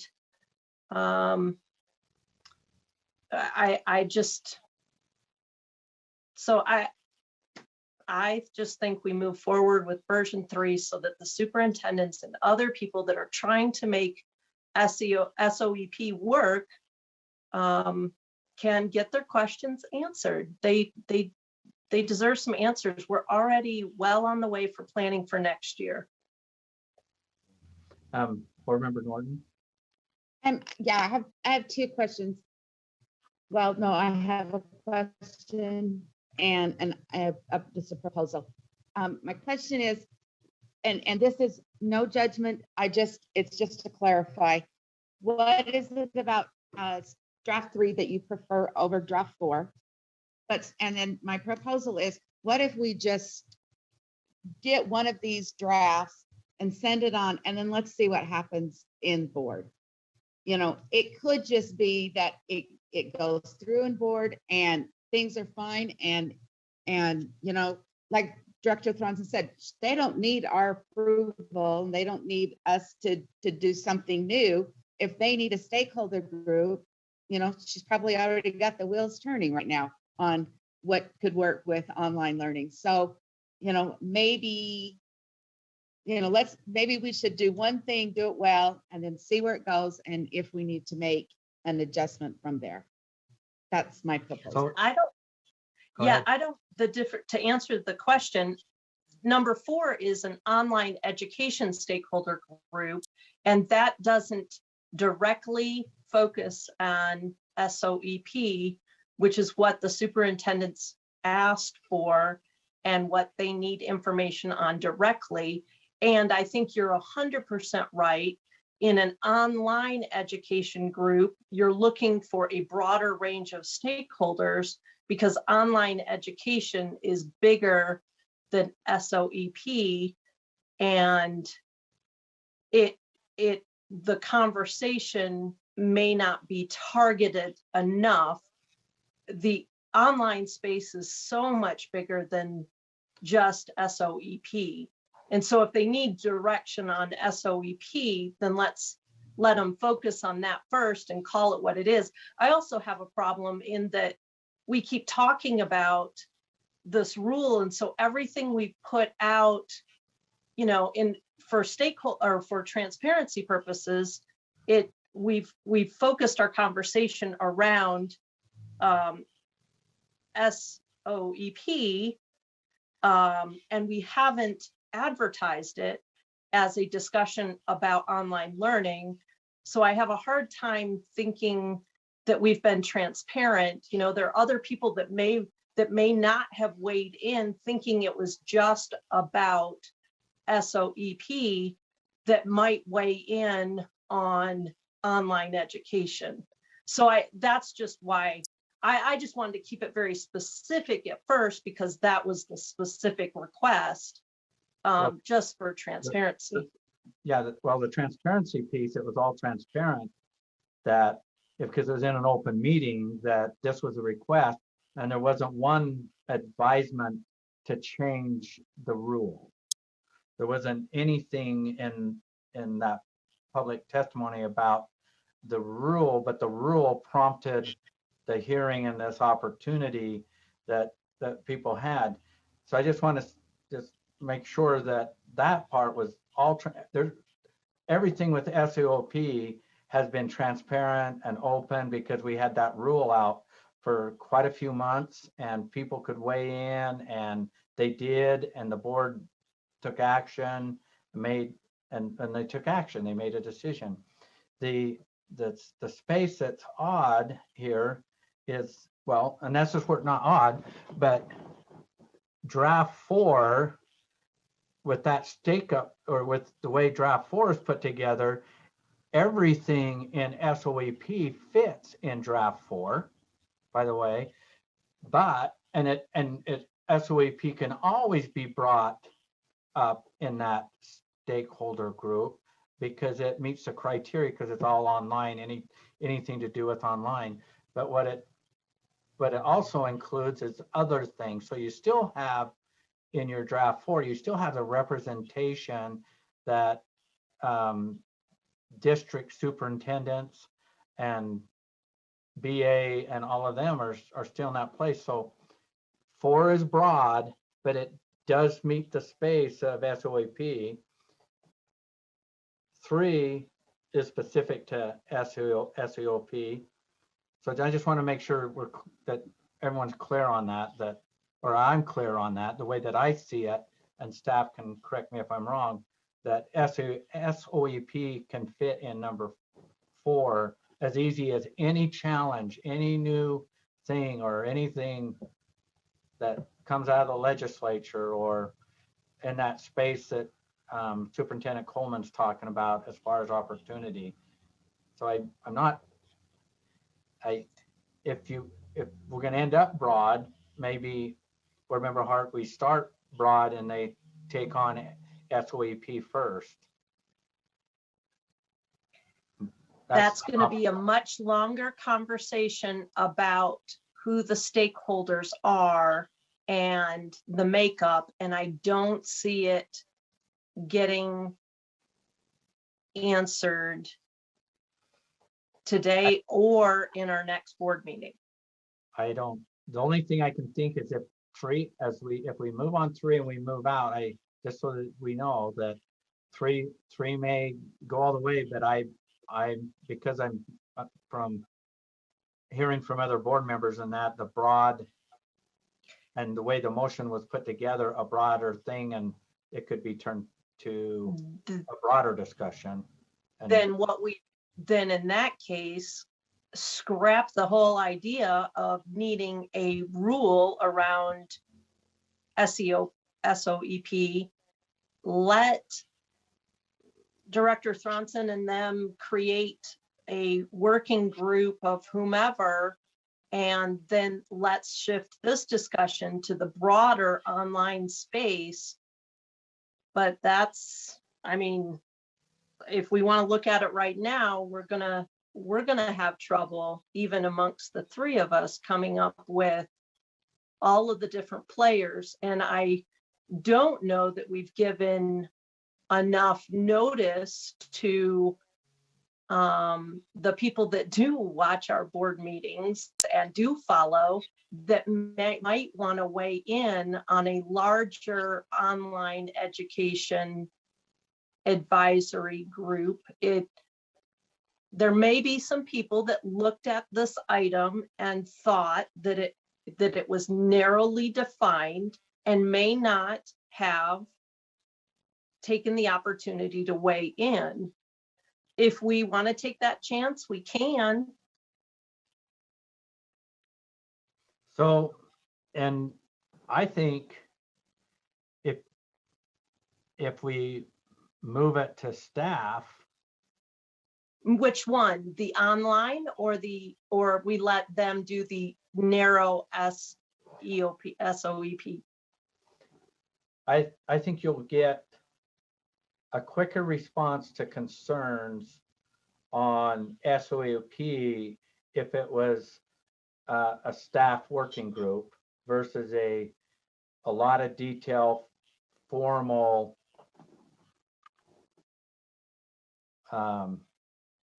stakeholder group or advisory group. That's just my take, but it's what the board. And Kristen, you had, I mean, I'm fine with that. It's just at the end of the day, the superintendents need information, need to get their questions answered. So I think, well, it's not about answering questions because they can answer every question that they ask can get an answer if it's in rule or not. And if it's not in rule, then someone's going to say, oh, it's not in rule or it's defined. The opportunity they want to have is to talk about, well, I'll just be this blunt and bold. The rule itself didn't meet all of their needs. And within the SOEP space, a good portion of the LEAs are living within the rule, and there's a portion of them that find it difficult, mostly on the accommodations. I'm just being blunt and bold, and they want to talk about it, and they want to talk about how betterments might come in some future time on that particular rule. There's also some concerns on funding and how that works, because of some of the accommodation that they're providing doesn't have like a reimbursement built into it. And so I'm just saying, that's what they want to talk about. I think all of that can be talked about in a USBE working group if the superintendents can be at the table. Okay, so then And by, there's some BAs, but I would almost sooner navigate it or come up with the solutions that way than to form a group. And I don't have the assurances that, well, then it comes back to staffing, and there is another layer of difficulty and number of meetings and et cetera that need to be followed. But I through my comments, Lexi raised her hand, and so she might correct me if I'm wrong. So, Lexi. I just wanted to share, Chair, there were numerous concerns about SOEP, but I think that we need to make sure that we also are concerned that we've not seen an overall report as that really highlights the academic achievement of the SOEP, and that is a concern of all of our superintendents also. So yes, there are the concerns that you talked about, but we're also concerned academically if we're meeting the needs of our students in SOEP. And now through the legislative session that we'll be adding 7th and 8th grade, that exacerbates the concerns that we have. Yeah. Well, I'll be quiet. I'm gonna do what you guys want to do. I think, I mean, because I'm just gonna be repetitive through this when it comes back to our opportunities and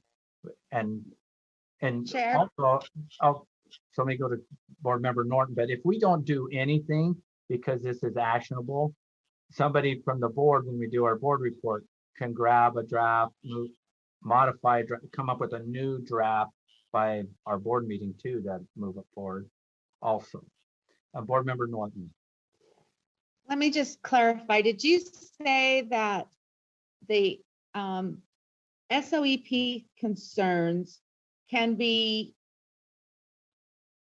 handled in draft 4 along with the bigger, broader online questions, whereas we can't do both of those in draft 3? That's where I'm stuck. Let's get one of these on the table and go to work with it. Draft 3 is specific to SOEP. Draft 4 is broader and creates an environment for the SOEP discussion and other discussion items. And that's, as I recall, that's when I asked staff to put draft 4 together, would accommodate the motion better, and only my opinion. And so that's fine. We can go with 4, but then you're asking different questions. You're asking, do you want it to be an advisory group that then follows the advisory group rules? And that is a different draft that needs to be written. Or is it still is it a stakeholder group that doesn't have those mechanisms in place for two-way feedback? One's a more casual, I named casual, organic. So you're asking, if we switch to the larger group, which is fine, you're opening up now more questions that need to be answered right now. And we may or may not want to do that. And we may or may not have that draft. I got to go back. It may be draft one. Draft 4 is labeled online education stakeholder group. Right. So, Not but then there advisory was, group. so But it that also outlines that we would have the necessary makeup that we feel would best handle these discussions. So Wait, 4 it's not does? just an, yeah, 4 does. Draft 4 is essentially the same as draft 3, except that it provides an expanded scope of the purposes in paragraph 3. So Everything it has, we've made all the so- same changes. yeah, it has the 3 school superintendents, the 1 representative from USBA. It's very admin heavy. It's what you were talking about. So if we're going to go with 4, we have to look at the makeup, and then we have to decide if we want it to fall on advisory definition or the stakeholder definition. And those are our decision points if we decide to go broad. And isn't And it? then, oh, I'm stakeholder? sorry. It's stakeholder right now. It's number 4 is Stakeholder. written as stakeholder, but what we've been talking about is that online is so big that we might want it to be an advisory group, which led to the conversation about co-opting the digital teaching and learning, which is an actual advisory group. So now you've got 3 options on the table. You've got a very formal digital teaching and learning, which would have to be, which would really need to go back to staff to look at what we would need to retool. You've got an online stakeholder, more organic group that isn't as structured and formal, but it is admin heavy, and we need to look at that to address some of the concerns that member Norton made. Or you've got version 3, which is narrowly focused, and then we leave the online for another day. It doesn't matter what we do. We're at the, 2 months from now, we're going to end up with an online group, and we're going to end up with an SOEP group. I mean, I see where that's going. One was asked for in the hearing. One was a result of the motion that came out of the hearing. We're going to have to address both of those concerns. What we need to figure out today is what we do first and what we do next. It doesn't matter which way we go. It's just, we just got to go.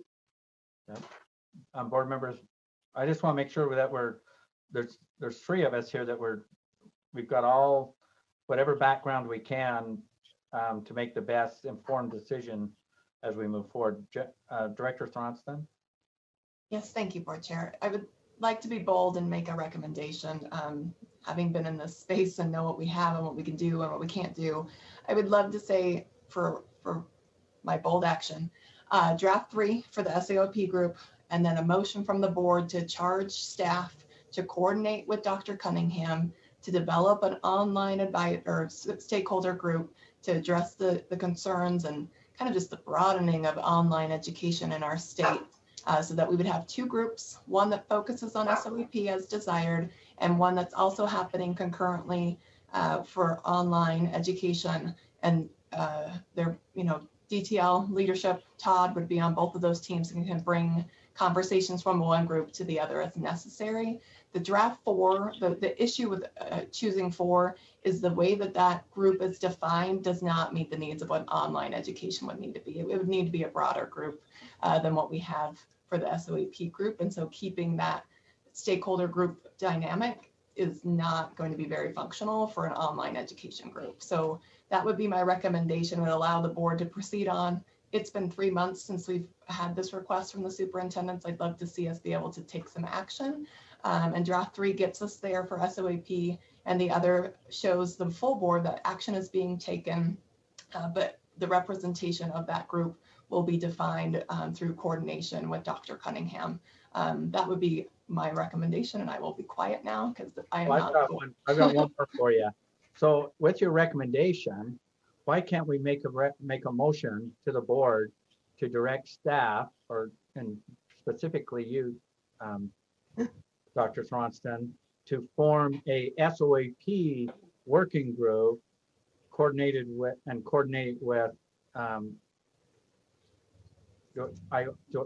Lexi, do I call you director, or what do you want to be called? Doctor. Doctor. All right. Okay. Well, I know that was my suggestion. That's fine. Okay. Lexi or Dr. Cunningham is fine. Okay, whatever. I just like that first name. I'm sorry. We can make a motion out of here to direct staff to form a SOAP working group coordinating with Dr. Cunningham, period, and direct staff to form a online working group. And then we don't have this rule hanging over our head, limiting people coming and going in this space of who should be talking to whom. Because when it comes down to us, push comes to shove, I'd rather have staff decide all of the different stakeholders that need to be on one particular topic than us going this way to try to dictate it. Is that, I mean, I know there's a lot of work that's been done in this, but I think that's, well, you know what? I'm going to make a motion because I can. I'm going to make a motion that we direct staff to form an SEOP working group and coordinate that with Dr. Cunningham, and form a online education working group and also coordinate that with Dr. Cunningham. So Chair Huntsman, just putting it out there, that basically cuts our board out of feedback from this. And you're okay with that? Only until we don't like the results of it. And if we don't like the results, then we can super formalize exactly what we want, because I see digital teaching and learning and this working group morphing into something. And it might be that they say, form a advisory group that looks like X or that, but I think we can resolve any of the SOEP concerns, and that also puts us in a position to be getting a little bit more out of these working groups. And then a year from now, and we're sitting there going, we're not getting enough input, or I'm not liking the input, or I want to get more stakeholders in on it, then we go to that space. I'm a fan. It's less government. It's fewer rules.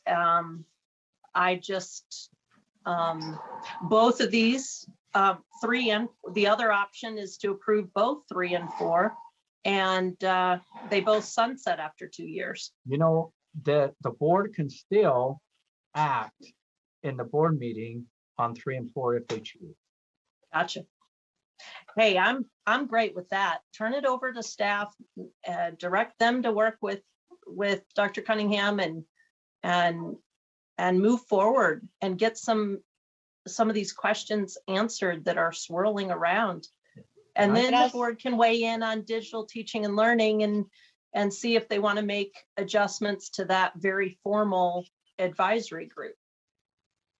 It can be formalized over time, and I think we get everything that we need in a short time frame. It keeps people at the table, and I haven't ever seen anybody from the board criticize the makeup of our working groups as USBE is trying to move betterment forward. So that's Is that a motion that's on the table? Yeah, I made the Chair? motion. It doesn't need a second. Second. But hang on one sec. Normally we don't I see Lexi, your hand's up. I was just going to say that we can support that motion. So I appreciate you getting us, it's taken a while, but I think we're to a place that is a really good place for us. So thank you. Okay, you're welcome. And Chairman, Okay. I was going to say that, with online education and digital learning, it is such a flexible, moving, changing educational source that it only seems right that we should have working groups that we've given them the flexibility that they're going to need. I also, to add on to that, I also believe that this next year, a lot's going to shake out and different districts are trying different strategies. I think we could be putting an advisory group together too soon. It might be something that we need to let kind of the pieces fall where they may for the next year, see what works. And then, I mean, we got our hands full in our individual LEAs have their hands full with the funding that's coming in, with things they're trying. Give them some flexibility and some time, but some answers to some of the questions they have. And then let's see, and let's, proceed thoughtfully. So I support it. That's 3. I don't think it's a baby step, but I think it's the right step for right now. Okay, we have a motion. All in Second. favor? Any more Aye. discussion to the motion? Sorry. No. Not seeing none. All in favor, say aye. Aye. Aye. Aye.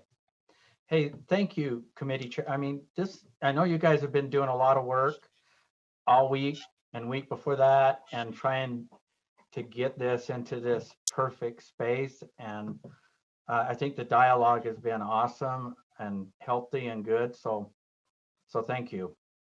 Okay. Thank you. Next. Thank you, staff. Okay. You know what? We have 1 hour. And Ben, you're the driver, correct? Yes. So we have 5, 6, 7, 8. Now, how many of you guys are in dance or drill team? 5, 6, 7, 8. Here we 7, go. 8. Hit You it. said that. We need some. The only thing that we're missing is that music that just pounds your head when you're. You got 3.5 minutes to do the routine. Let's hit it. That's 5, 6, 7, 8. Let's hit 5. This is R277477. I'm slow on bringing this up. Director Plant, are you with us? Well, I'm going to introduce it if that's okay, Chair, and then she'll be here to answer questions. Okay, Ben, you introduce it and then keep us on schedule. Thank you. Thank you, Chair. So R277477 reflects recommendations of the Trust Land Advisory Committee. This rule sets the process for distribution of funds and administration of the School Land Trust Program. Just want to highlight, they've been making these changes based on legislative changes that were made in the last session, and also to update the process given the new website that's rolling out for the School Land Trust Program that you're going to talk about a little bit later.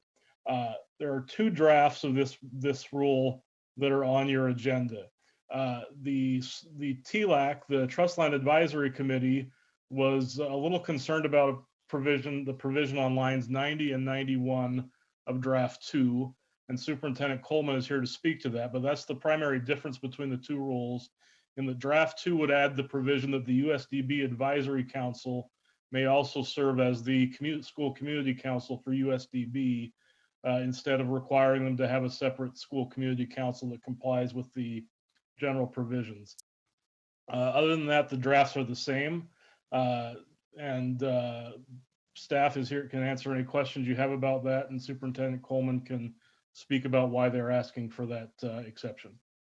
Okay, Superintendent Coleman, can you speak to, you're speaking to draft 2, I believe. Yes, so we requested this. We actually called Paula Plant and just asked her if it was even possible. And she said, actually, I think it is, if we just bring it to the committee, and this, it would, and Ben helped us, of course, make this simple edit. Here's our thinking. So I've been very familiar with community councils and trust lands since they were first implemented, pre-2005 or something like that. And I'm very familiar with the reasoning for having community councils oversee those trust land funds in schools. It makes a lot of sense to me. It's actually impaneled a very useful parent body dominated by parents in schools to have, I think, meaningful influence in the programming and fulfilling the needs of the schools. So I'm very supportive of the community council law as it is, and their direct control over what happens with the funds. It doesn't really make sense for USDB in the same way that it does for other schools, however, because most of the time the funds are distributed and a community council represents one school, an actual building, and it's the community that goes there, geographically based, unless it's a charter school, and then it's still school based for each school. That's not how it works at USDB. As you're aware, we have several campuses all over the state, and we serve students far beyond that. And also the amount that we get, because the funds are based, that distribution is based on the very small population that we have actually on our campuses. It only ends up being about 23 plus, maybe $24,000 a year, and it holds fairly steady for us.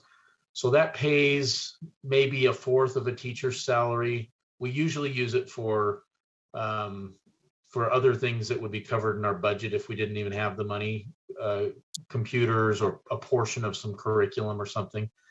And it's difficult. Well, difficulty of assembling a community council really isn't a reason not to do it. But the reason we have trouble, we assemble one every year, it's perfunctory, and they just kind of rubber stamp it, because making it up of parents from across the state, there is no sense of community there like you have in a normal school community council. And so we suggest something as staff, they do it, and it's not the way we empower our parents to interact with us is through focus groups and our site-based activities, and having a very close relationship with them throughout the whole year. So we do other things that accomplish what community councils accomplish in normal schools. We have other mechanisms to do that.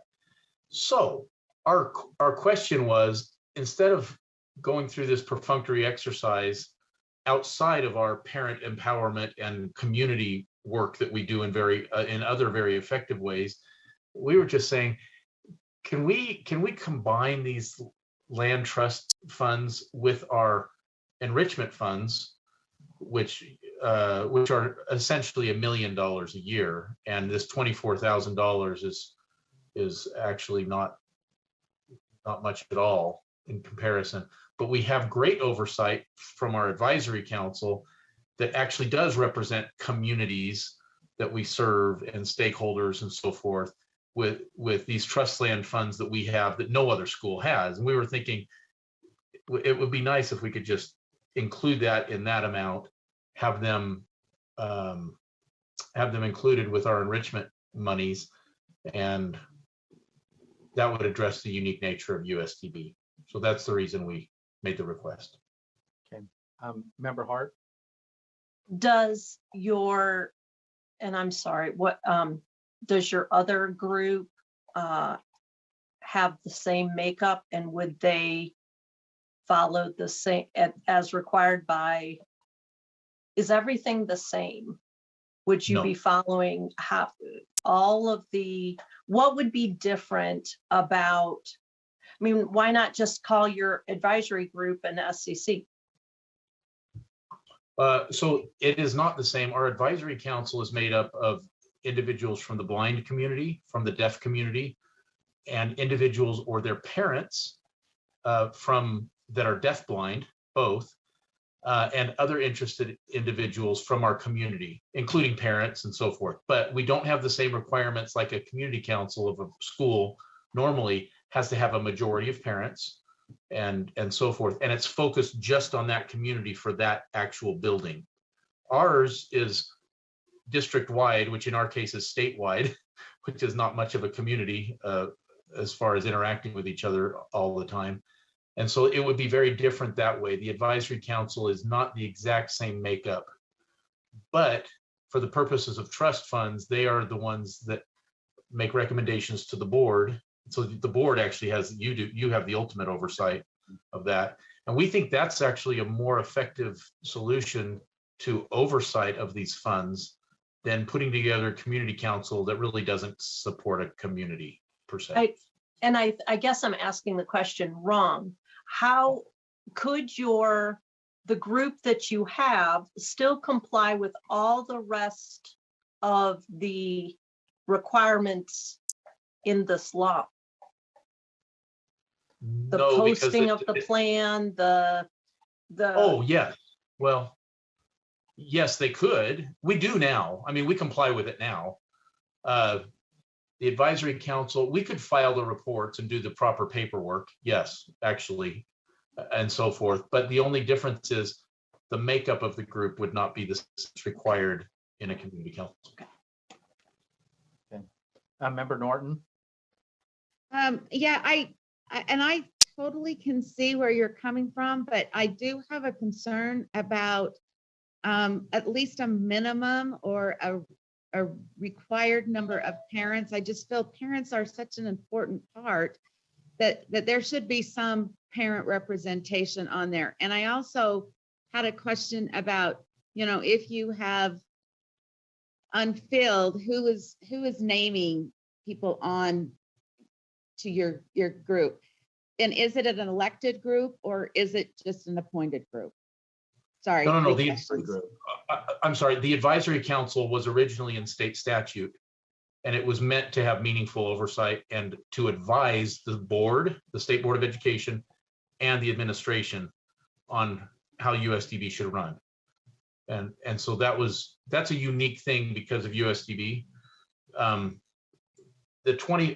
Here's probably a better way to say it. It's almost not worth the $24,000 to try to get parents to come in and do this. It is, and we still do it anyway. We're not going to say no to $24,000, but it's really an inconsistent process with the intent of community councils and trust land funds the way they are. And so, anyway, Kristen, Board Member Norton, to answer your question about that, it's in board policy. The advisory council is under the policy of the Utah State Board of Education. And it was in the code before the legislature took it out. We continued doing that as a board. And is there any requirement in that for a minimal number of parents to be on that? No, it is not a parent committee. Our parent committees are actually our actual community committees, and they are formed as PTAs and involved with each school more like a community council would be. Mm-hmm. So what's unique here is the target, the recipient for these funds is one school, which is USDB. And the exercise is to find, rally, herd, whatever you want to find parents that say, you know what, we need you to come to this meeting and do something with these funds, which they'll say, what do you want us to do? It's only $24,000. I'm just putting myself in the parent's shoes of saying, I'm not like all other community councils.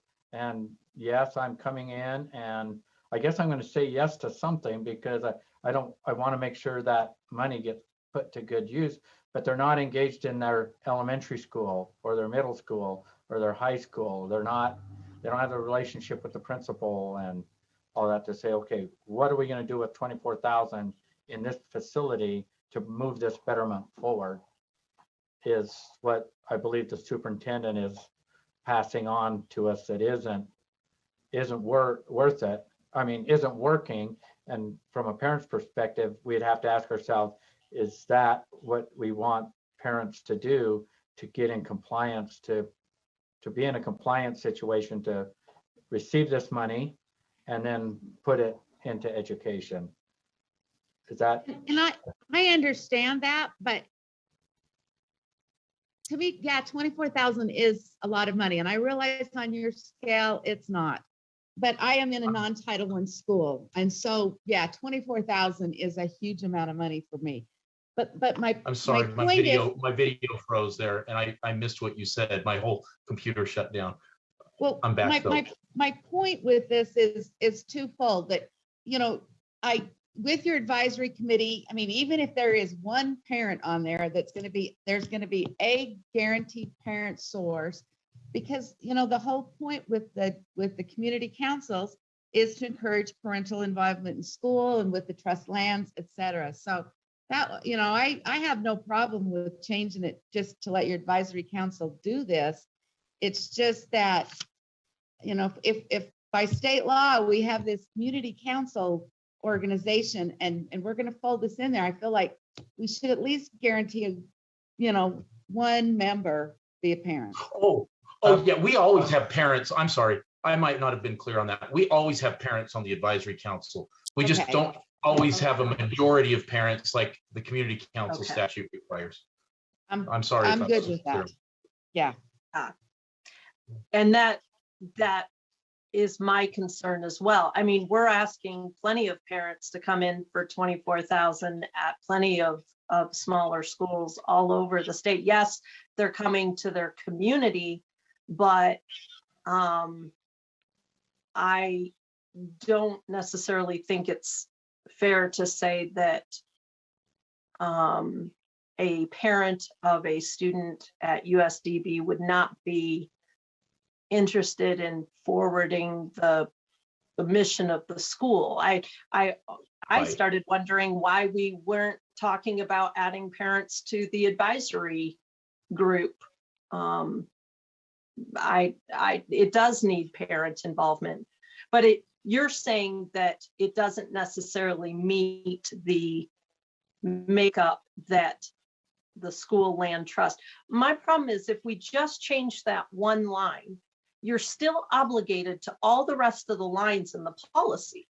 So if you can't meet all of the conditions of the policy, then just simply subbing in one group for the other isn't sufficient.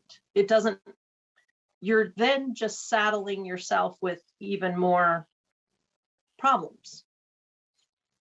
No, I think it would work this way. I don't think we have other issues. We would still comply for these trust land funds in every other way. We're just substituting our advisory committee for a community council, which this is one of the reasons USDB is an exception in lots of rules and laws in the state anyway, because it sort of makes more sense as we look at the whole picture. And we do have Paula Plant with us, Director Plant, that can speak to some of this compliance side.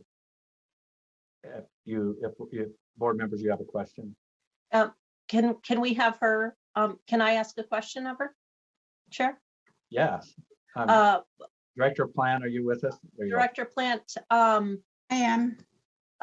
What concerns do you see by substituting one group for the other? I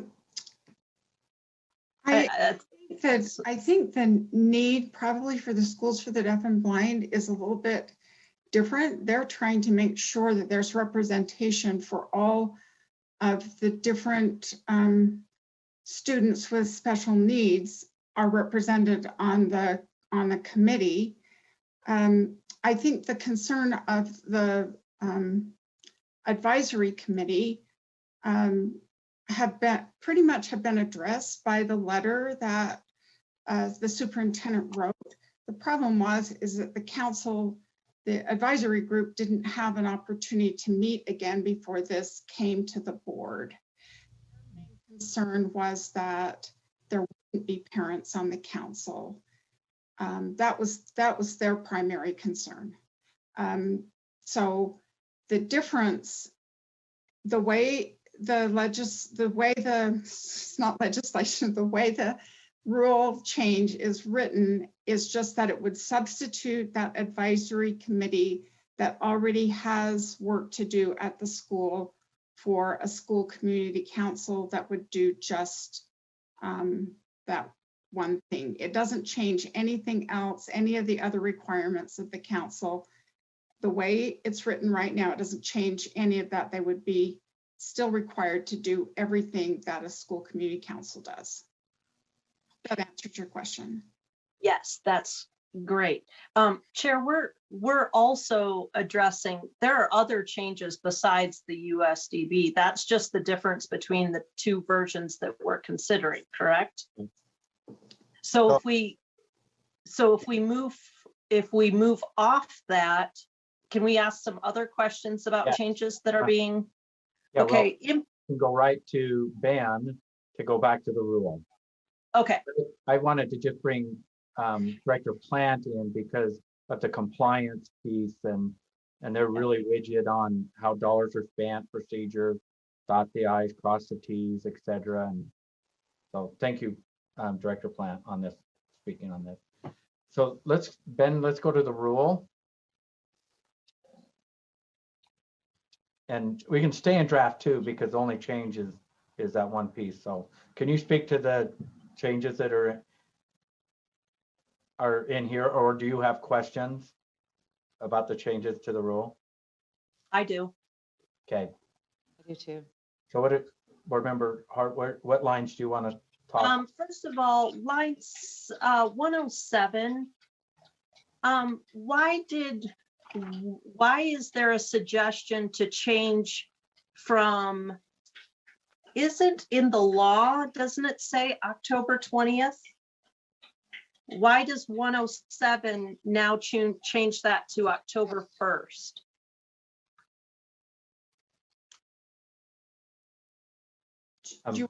Director Plant, can you answer that?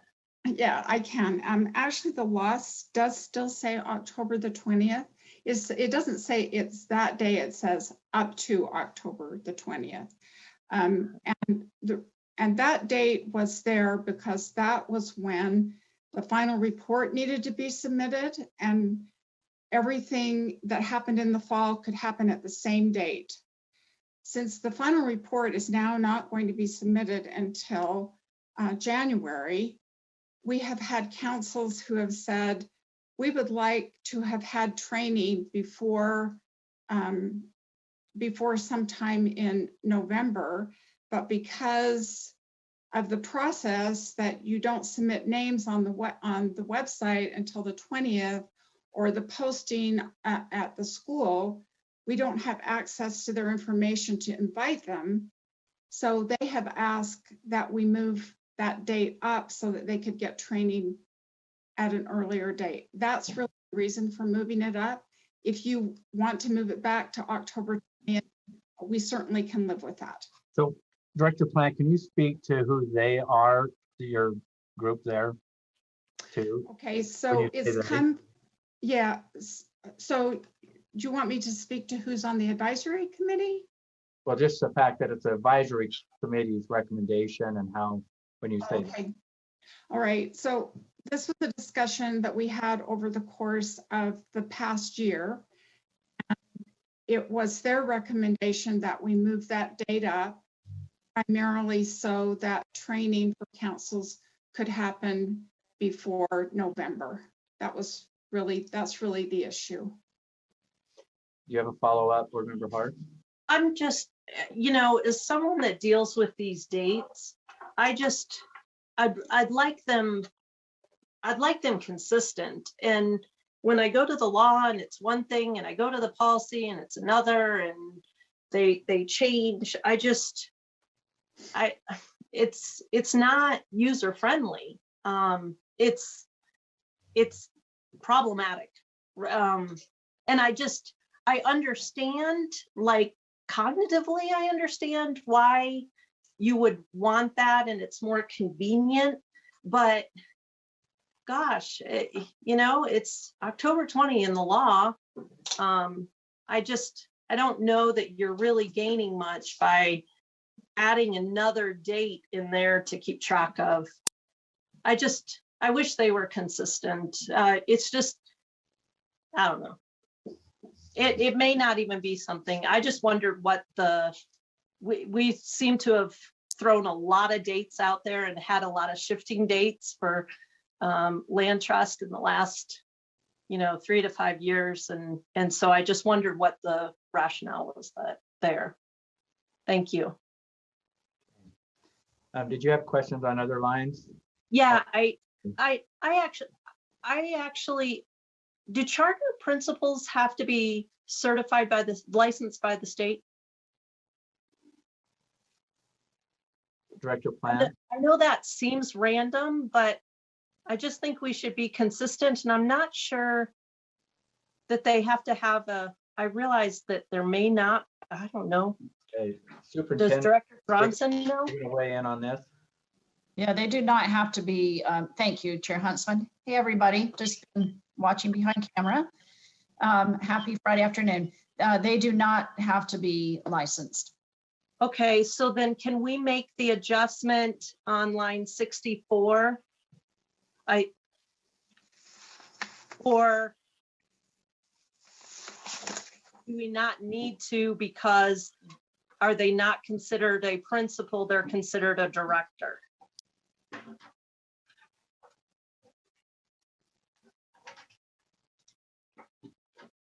So the definition in this rule is kind of for a limited purpose. We've put the principal includes director. So even though the directors aren't licensed as an administrator would be, we're still calling them a principal just for purposes of this rule. If you see Okay. 66. Okay, so that's why line 66. So we just don't call charter principals, we just call them directors? Depends on the school. Okay. That's helpful. Okay. Kristen, did you have some questions? I had another one too, but I gotta No, find. I just have one question, and I am sorry because I am looking at draft 1, but it's the part it's under the school community council principal responsibilities. And it talks about that unfilled positions are filled by appointment. Maybe draft 2 addresses this. I just wanted to know, how is that appointment made? Is it made by What's the line number? That's what I said. I am dealing with draft 1, and it was 72, so it's not there.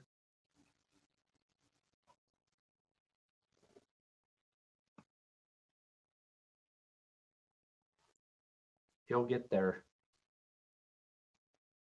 Okay. So on that draft, it's line 72. So I think what's happened here, and I apologize for this, is that the draft 1 that was posted to Civic Clerk was an older draft that we had initially circulated with TLAC, or the Trust Land Advisory Committee. I think it looks like what you were talking about was actually removed after their discussion. So I've got on screen the draft 1 that actually should have been posted, and I apologize for that confusion. I'll have Sybil post the correct version so it's up there for the public. But what you have on screen is what draft 1 should look like. Okay. Maybe Paula can tell me, or Director Plant can tell me. It just says in here that unfilled positions were filled by appointments as necessary. And I'm just wondering who fills those appointments. Is it the community council? Is it the council president? Is the principal? That's a good question. And this is really outlined in the law. If after an election, there's an open parent position, or if a parent resigns and needs to be replaced, the other parents at the school come together and make those appointments. If it happens to be a school employee, the same thing happens with the school employees. We don't generally have school employees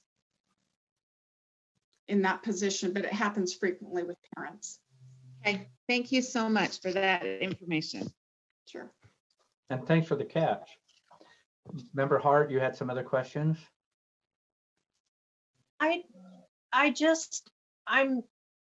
I constantly battle with the relationship of the TSSP and the land trust plan. And I know that we have to, I'm wrestling with whether or not it's in the scope of this rule. I know that it's addressed here by saying, and I understand it, the TSSP is basically what used to be referred to as the school improvement plan, and the land trust plan is a subset plan to meet the objectives that you have put in your TSSP. And I get that, and I support that, and I follow that. Here it does say it addresses TSSP by saying that on the website you have to have a link to it. And I tried to research this a little bit, but quite frankly fell asleep last night. What are the obligations of the SEC for the TSSP in law or policy? Director Plant? Yes, thank you. So this is a conversation that the advisory committee had. And the TSSP, as we understand it, works differently in different districts. But the committee felt like since the school land trust plan was supposed to support the TSSA plan, they ought to have access to it. And that was the reason that they decided they wanted it to remain, because we'd had that conversation, actually had a conversation with Dr. Thronson. It's not really our responsibility to, as a school children's trust, to make sure that happens. But the people who are involved with the council said, if the trust land plan is supposed to support that plan, they ought to know what's in it. So that's the reason it's there. And you see why that's why I'm struggling, because it is a subset. So I do think there's some interplay. I'm struck by, so the SEC does not need to necessarily, out of statute and out of rule and law, does not, the SEC or anything related to trust lands does not play into the creation of the TSSP. So can I respond?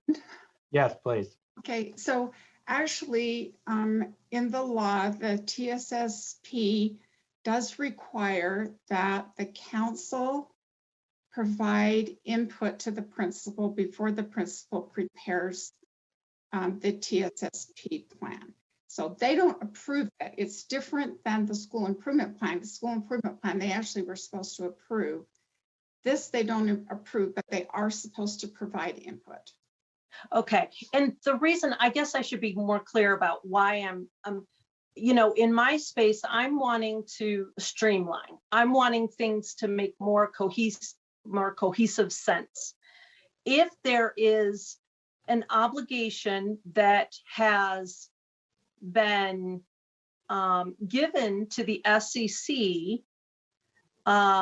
then I think it's appropriate that it is addressed in a rule. Now, I realize this is entitled distribution of funds, and administration of the school land trust program, but it has been enlarged to include school safety and digital citizenship or digital safety, and we don't need pieces, parts, and everywhere. And so I thought, and as a matter of practice, my SEC approves my TSSP, but I don't see anything about that in this rule. And this is a great opportunity to streamline and condense that and have those responsibilities all in one place. So it mentioned it, it said we had to link to it, but why shouldn't it also say that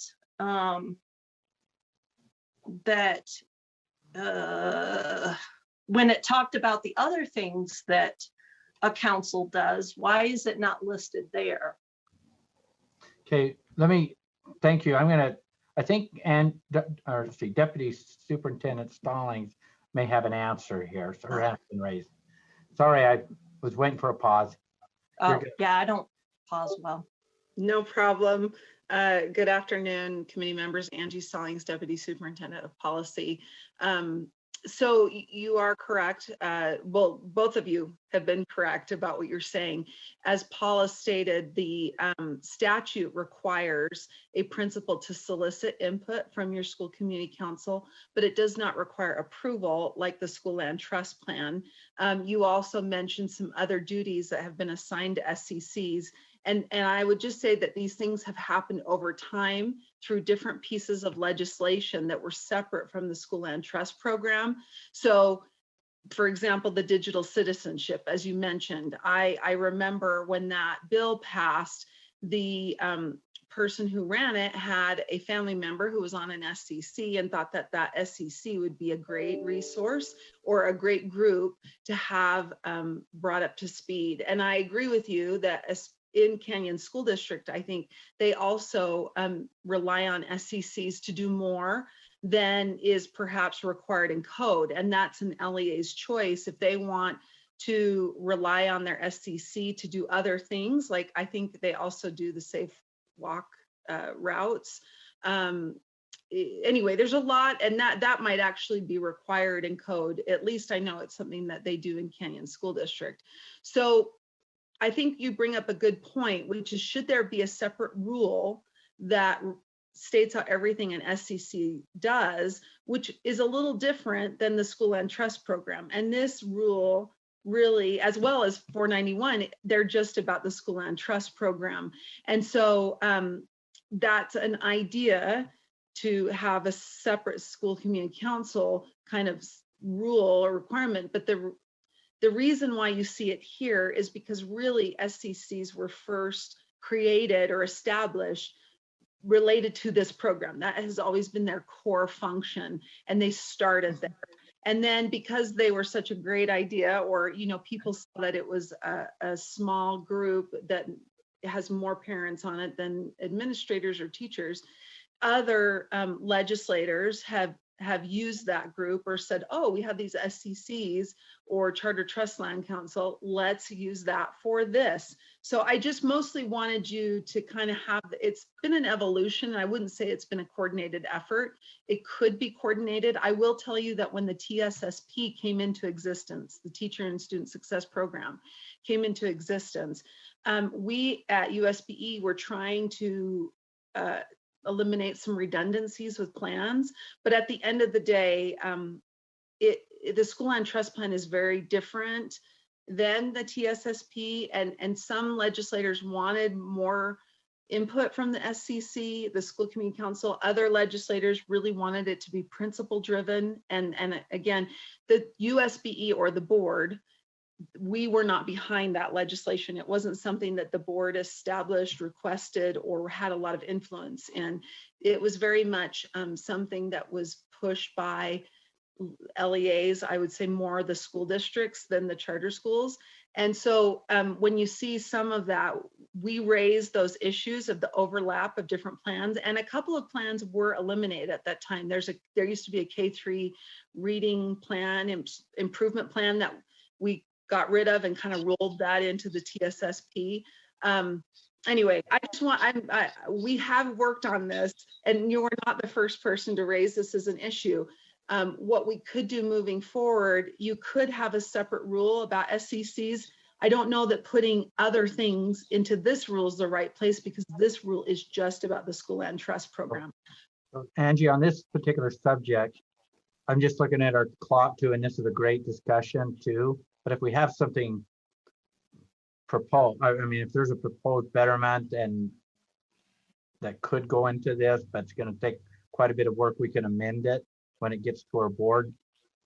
I mean, when the committee rolls it out, we can pitch that too if we need it, not pitch it, but present it to the board. Yeah, Chair, I don't necessarily think it belongs in this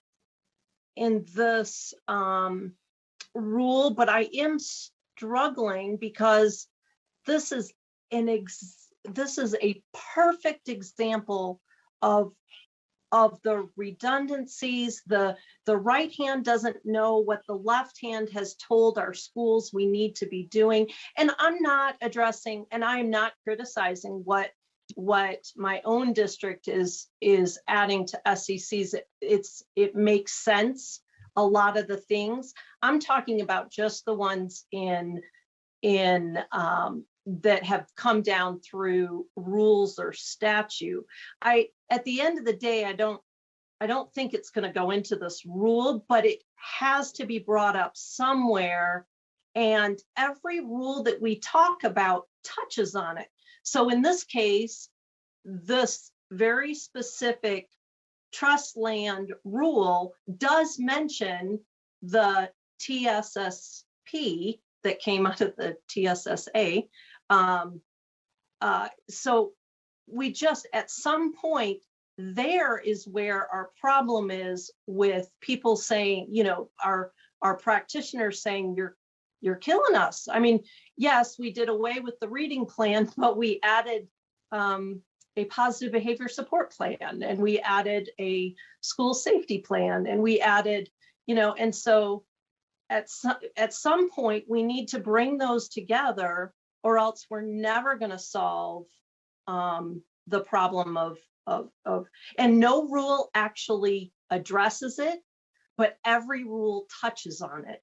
So when we talk about the rule, we're like, well, that doesn't really have to do with this rule. Well, sure, but that's our real problem. So when are we gonna, you know, how should we start that conversation?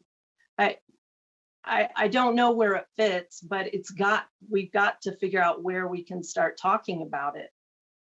Well, and you're talking all your points on the TSSP, those were all talking points also back when it was first started with the legislature and the push down, and there wasn't a ton of voices that said, please put it on the WPU enough to get it there. So this is a fallout that comes with the program to push it down to even a tighter, smaller control, to take the money away from the local boards, the superintendents, the BAs, and then who's the recipient? The school, you know. So you're absolutely right. I write another plan.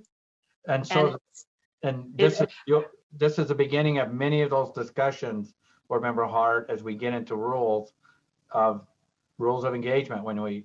If it touches it, we've got to have something in policy and everything in policy can be deemed a burden.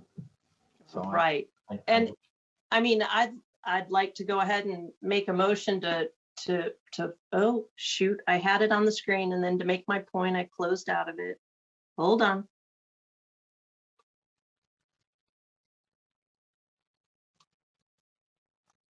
Oh, there you go. You're faster. I'd like to move that the committee approve R277-477 draft 1.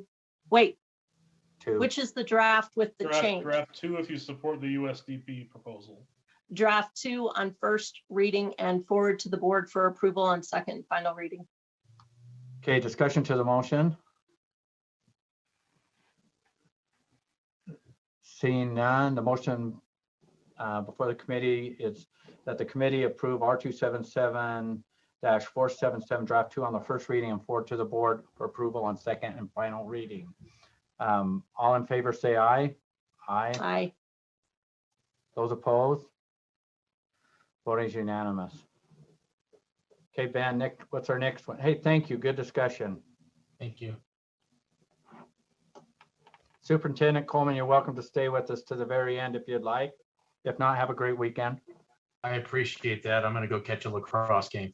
Have a good evening. Have a good weekend. See ya. Okay, Okay, so want to introduce our next additional one here? yeah, we have one more rule representing recommendations coming from the Trust Line Advisory Committee. This is R277491, which is our rule on school community councils.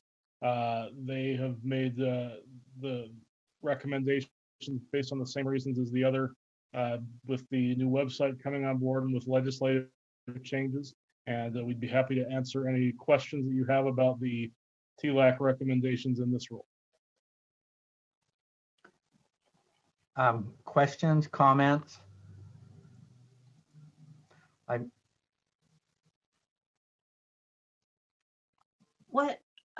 I guess I just need a better summary. What are we doing? What's this do exactly? So Paula, do you want to highlight that for them? I can go through the changes. There's not a whole lot of changes in this rule. Yep. Director Plant? Okay, so some of these are just changes for every time Ben goes through the rules, he tries to make better definitions. So some of these are just those kind of changes. I think the first substantive change is actually on line 68. And this eliminates a principal's assurance form. There's still an assurance that's required in the law, but now it will just be a statement on a form that's already in place. So it eliminates that. The lines, I think 71 and 72 answer the question that you ask about how our positions filled if they need to be appointed. And lines 75 through the end of 92, I believe, are just mirror what's in the school in the rule you just approved, because the rule you just approved indicated postings that needed to be on a website, but they are for charter schools. This is the school community council section, and charter trust line councils are exempt from this section, and that is because of the law. So this is a different rule, but much of it is the same. You'll see on line 114, this came from the advisory committee that we've had a challenge with councils all having people resign and then the whole council turns over at the same time. And that's not the way it's intended. We're supposed to have staggered terms. So this indicates if they put in the rules of order and procedure, who begins in an odd year and who begins in an even year, then it's easier to keep track and make sure that you're filling unexpired terms and reappointing somebody for a full term. The lines on 137 through 139 is just eliminating some language about the TSSA plan. It was put in there initially when TSSA first passed to make sure that that councils were not that their plans were coordinating with TSSA. But now that TSSA is in place, there are many plans in a school that we want to be coordinating with and not getting crosswise with. So what lines are you on, Director? That's 137 through 139. It's just all deleted. Oh, about the teaching, the digital teaching and learning? Okay. Yeah.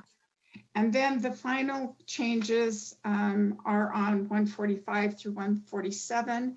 And that just came at the request of councils and LEAs that when we got into COVID, councils needed to be able to meet in electronic meetings, but there wasn't anything that really said they couldn't, but there wasn't anything that said that they could. And then the LEA said, yeah, they ought to be able to meet in electronic meetings, but we may want to put some parameters around what that looks like. So that's what that language is about. So on line 129,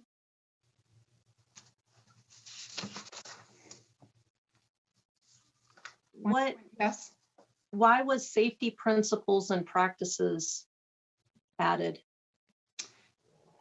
That was added, as Angie explained, sort of things have been added as requirements to councils. Councils now have a safety requirement that could be the digital citizenship safety piece, or it could be something different. So that's just reflecting another change in the law that gave them another responsibility. So this is exactly where I was talking about. What is the harm in adding a line that says C, the school community council shall provide input for the TSS. That's where I was referring to, where if we're going to put all those things in there, why not just put everything in there? The other question I had is 123. Why was it changed from program or expenditure to programs, practices, and expenditures? What is that? What value does that add? Well, what we had was just that a council needs to report on a program or expenditures. And what they really need to report on is because the expenditures are an important part, but they're not the only part. So it's just, they need to be doing both. So it's really taking out the or. Yeah. And then adding practices in addition to, I gotta follow these, and I just want to be clear on, what's being asked and why it's being added. And that one didn't necessarily track to a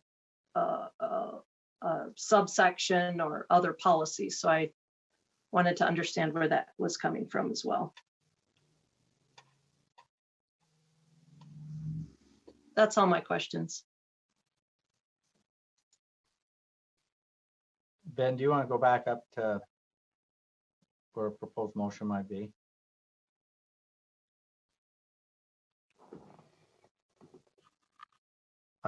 Has everyone had a chance to make a motion today? I think we both have. And I'll make this one. Okay. Oh, you haven't, Board Member Hart? Yes, I have. Oh, okay. I'll do it again, though. Okay. Oh, go ahead, please, Kristen, you. I've spoken All plenty. Right. I propose that the committee approve R277-491 draft 1 on first reading and forward to the board for approval on second and final reading. Okay, discussion to the motion. Seeing none, the motion coming from the committee is that the committee approve R277-491 draft 1 on first reading and forward to the board for approval on second and final reading. All those in favor say aye. Aye. Those opposed? Motion passes unanimously. Our next item is item 7, and our website went live, and I don't believe we need to do any action. We had this as a placeholder. Is that how you're seeing it, Deputy Superintendent Jones? But it would be good, Director Plant, can you give us a quick overview of that coming online? Are you still with us?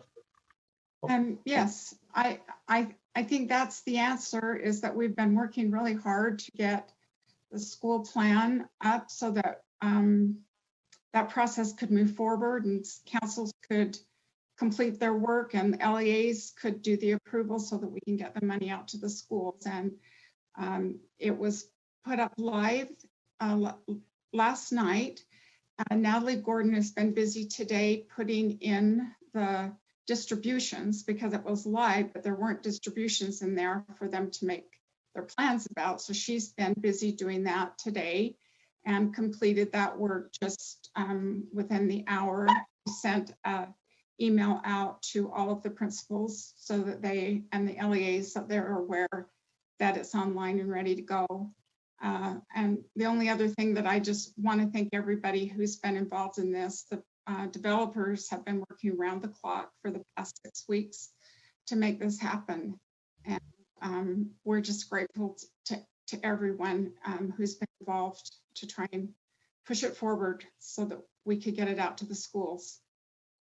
So I don't know how we give a shout out and not miss somebody, but this is huge, and it's one of these betterments that I'm excited that these schools are able to access this, and they're excited also. So thank you for all your work there. I hope as we get USIMS ready to go online and all of that, we have the same vigor and excitement as what's happening on your website. So appreciate your work. Deputy Superintendent, so thank you. Do you have, we don't have any proposed action that I know of on this particular item. Deputy Superintendent Jones, that the last item, I'm not sure. We could try to go through it, sir. It's an information item. It's part of the perpetual process of ensuring that we provide section budgets for further detail or drill down, if you will, by the Finance Committee members. We could probably get through it within the next 6 minutes, or I'm not sure how Let's much. do it. Bring it up. Okay. I think even if we go over a little bit, hopefully don't turn it off. It isn't a action. If we do, I don't think we're going to lose our deal. So let's do it. We have everyone ready. I go back putting off what we did yesterday, but. Okay. So, go ahead, Paula. Go ahead. Okay, thank you. So this is just the budget report for the school and trust section. And that first picture is pictures of students at Reading Elementary and Davis School District. The SITLA does an Instagram contest every year where they allow schools to send in pictures of the kids doing things that they are involved with the trust. So let's go to the next slide. This looks like it's a PowerPoint. Okay, so that's okay. This will be great. So you can see that in the budget, there are several lines. There's actually 4. There's one that's cut off. I couldn't get it on the screen, that say federal mineral lease on them. And this is just money that flows through our budget.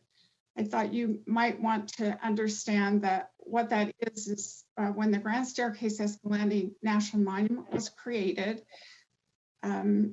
existing production that was happening within the monument borders was allowed to continue. And at that point in time, there was production and continues to be production on an upper, I forget what the name is exactly, the upper oil field, I think is what it's called in Garfield County. It's not on trust lands, it's on federal lands, but the legislature has appropriated part of the mineral lease that comes off of that every year to be divided equally between Kane and Garfield school districts. And that money just flows through our budget. It's a declining revenue source, but I think it's been helpful to them over the past 20 years. So the next slide then is about our budget, which is the one that's in red. So if you want to, yep, and it's pretty simple. Our largest expense is 3 FTEs, and this year we have replaced some computers and some supplies to be able to work from home. That's what's in the pretty much in the data processing part. The current expense is just primarily has been an ongoing web contract with the prior developers in the process of transferring the website over to the State Board of Education. So the largest amount in the 85 for 2020, the 85,000 for 2020 was a $60,000 contract with them. In this current school year, we have spent 35,000 of that amount. So that's the largest piece in current expense. So if you want to go to the next slide, and this just is a picture of the School and Trust public website that's now integrated with the State Board of Education.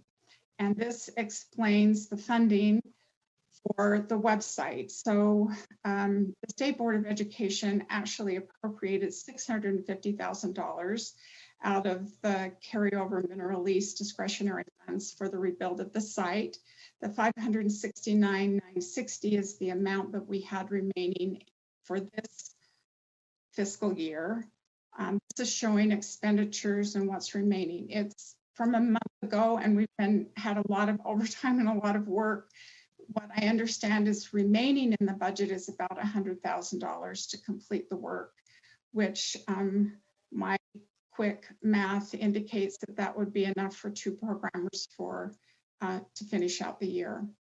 And then this shows you going forward, when we get to the end of FY 2021, this is the legislative appropriation that you all supported for us to go to the legislature and ask for ongoing funding. $275,000, you can see the one-time and the ongoing. The one-time is so that we can have a full-time developer for this first year to complete the work that we haven't been able to complete in the initial build out. So the next one is about how we are supporting the strategic plan.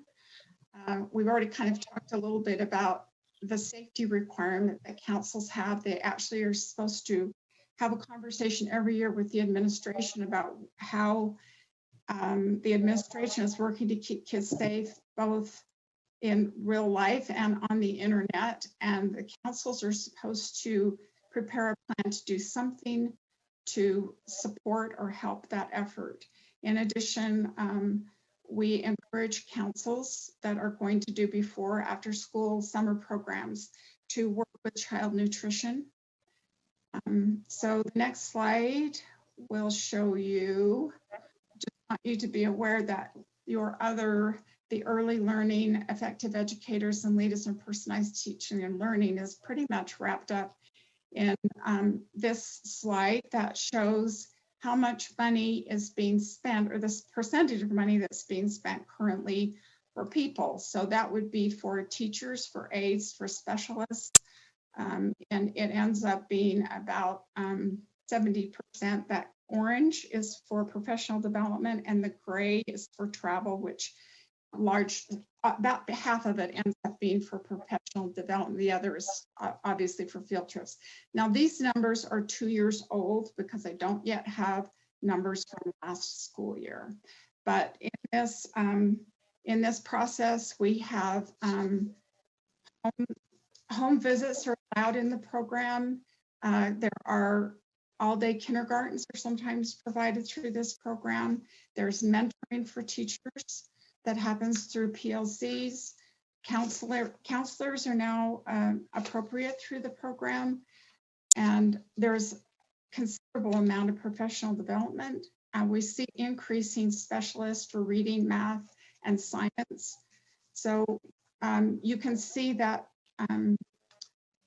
the things that you are trying to promote through the strategic plan are happening with the funding from the program. It isn't something that we do. We just administer the program, but we see the effects of your strategic plan in the school. So I think this last slide will speak to what we are doing specifically at this in the School Children's Trust section.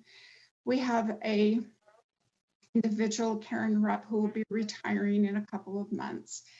And the last couple of years, the responsibilities of our section have changed. And the reasons our little team came together are not necessarily what the responsibilities are of our section anymore. And so we're trying to move. We all came as advocates for the trust. That's how we ended up where we are. None of us are teachers, but we think that promoting that part of your strategic plan is really important. And so we are looking right now to hire an individual who can help us become better trainers, because that's one of our responsibilities. And as they train us, we hope that we will begin to better model quality professional learning. We'll move through that cycle to review and revise, and hopefully as the years move forward, we'll become better and better at what we're doing, so that we are, our teaching is personalized, and the effects of our teaching should improve as well. So that's quick in a nutshell. And if you have any questions, I'll try to answer them. Questions from committee members? I'm not seeing any. Director Plant, we sure appreciate your organization. And did I see a hand up? I'm sorry. Appreciate your organization. I've missed seeing them in action and visiting and stuff in the building, but you guys are still getting the work done, and certainly say hello to your staff and that. And we do appreciate all their work, especially in this area. This money makes a big difference to these LEAs, and I hear from parents and that are part of the groups there that choose how to spend it, but then other parents it is significant. And so thank you for your work there, and especially on the compliance side. Those of us that's been on that side know that you got to dot the I's and cross the T's and make sure the money is used the way that it's supposed to. And so I appreciate your efforts there. Thank you for your report today. Very well done. Any questions or comments? It's our last item, board members.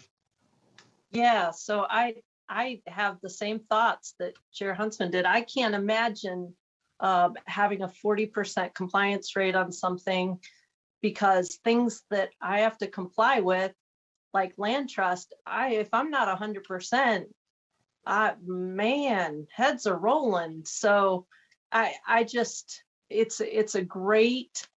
we have a great structure in place. You have a great structure in place. The expectations are clear.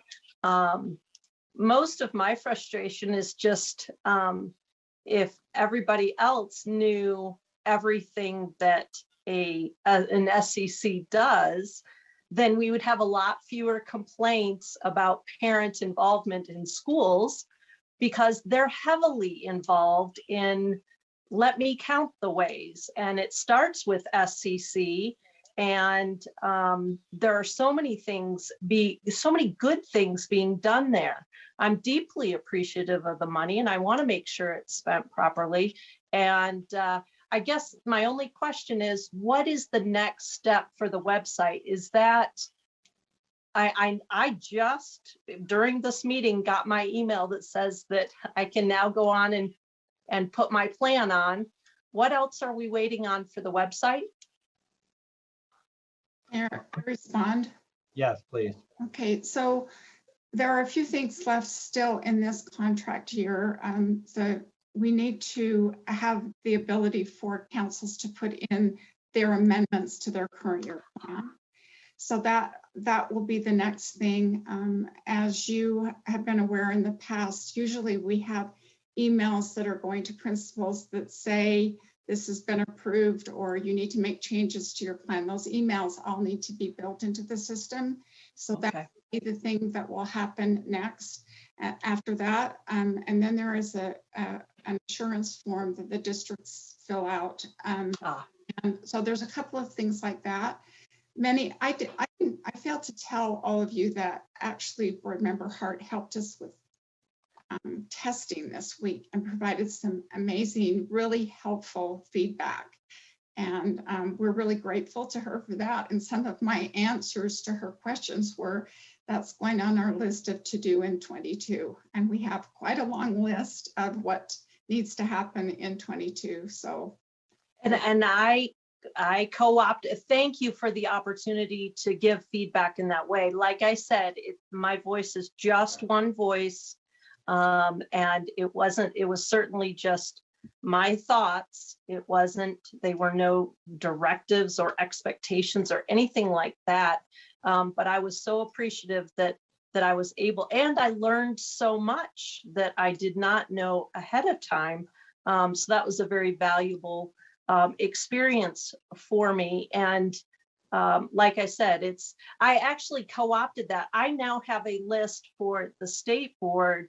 My list for 22 is growing, and I'm excited to share that with my fellow board members. Director Plant, I don't know if that's such a good idea or not. I'm looking at my to-do. You're the next. I'm just teasing. It's all good. Thank you. You just remember that was Director Plant that planted that. There we go. No pun intended. Okay. Hey, thank you. Any other questions? This concludes that's the last agenda item. We're just a little bit over. It's all fine. Hey, thank you, committee members. Thank you, staff, and those that participated on this.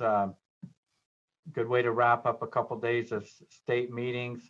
Hopefully you have a great weekend, safe, and looks like the sun's gonna be out. I guess there's a good thing called sunscreen or wear a hat. So we'll see who tans up more between Deputy Superintendent Jones and myself here as we get through the weekend. Hey, thanks again for all you do, and take care and be safe. Finance committee members, I'll by Sunday night, we'll have a good idea when we're going to have that special committee meeting. So thank you. Just watch for some texts. Thank you. Thanks for your great leadership. Yes. This meeting's adjourned. Take Hurting care. cats. Thank you. Bye, See you, Scott.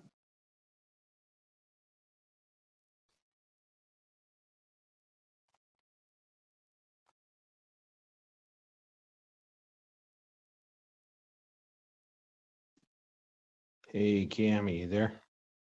I am here. All right, so the updates real quick. So all you have to do is look for your Zoom app. It's an app that it should open every time you open up Zoom.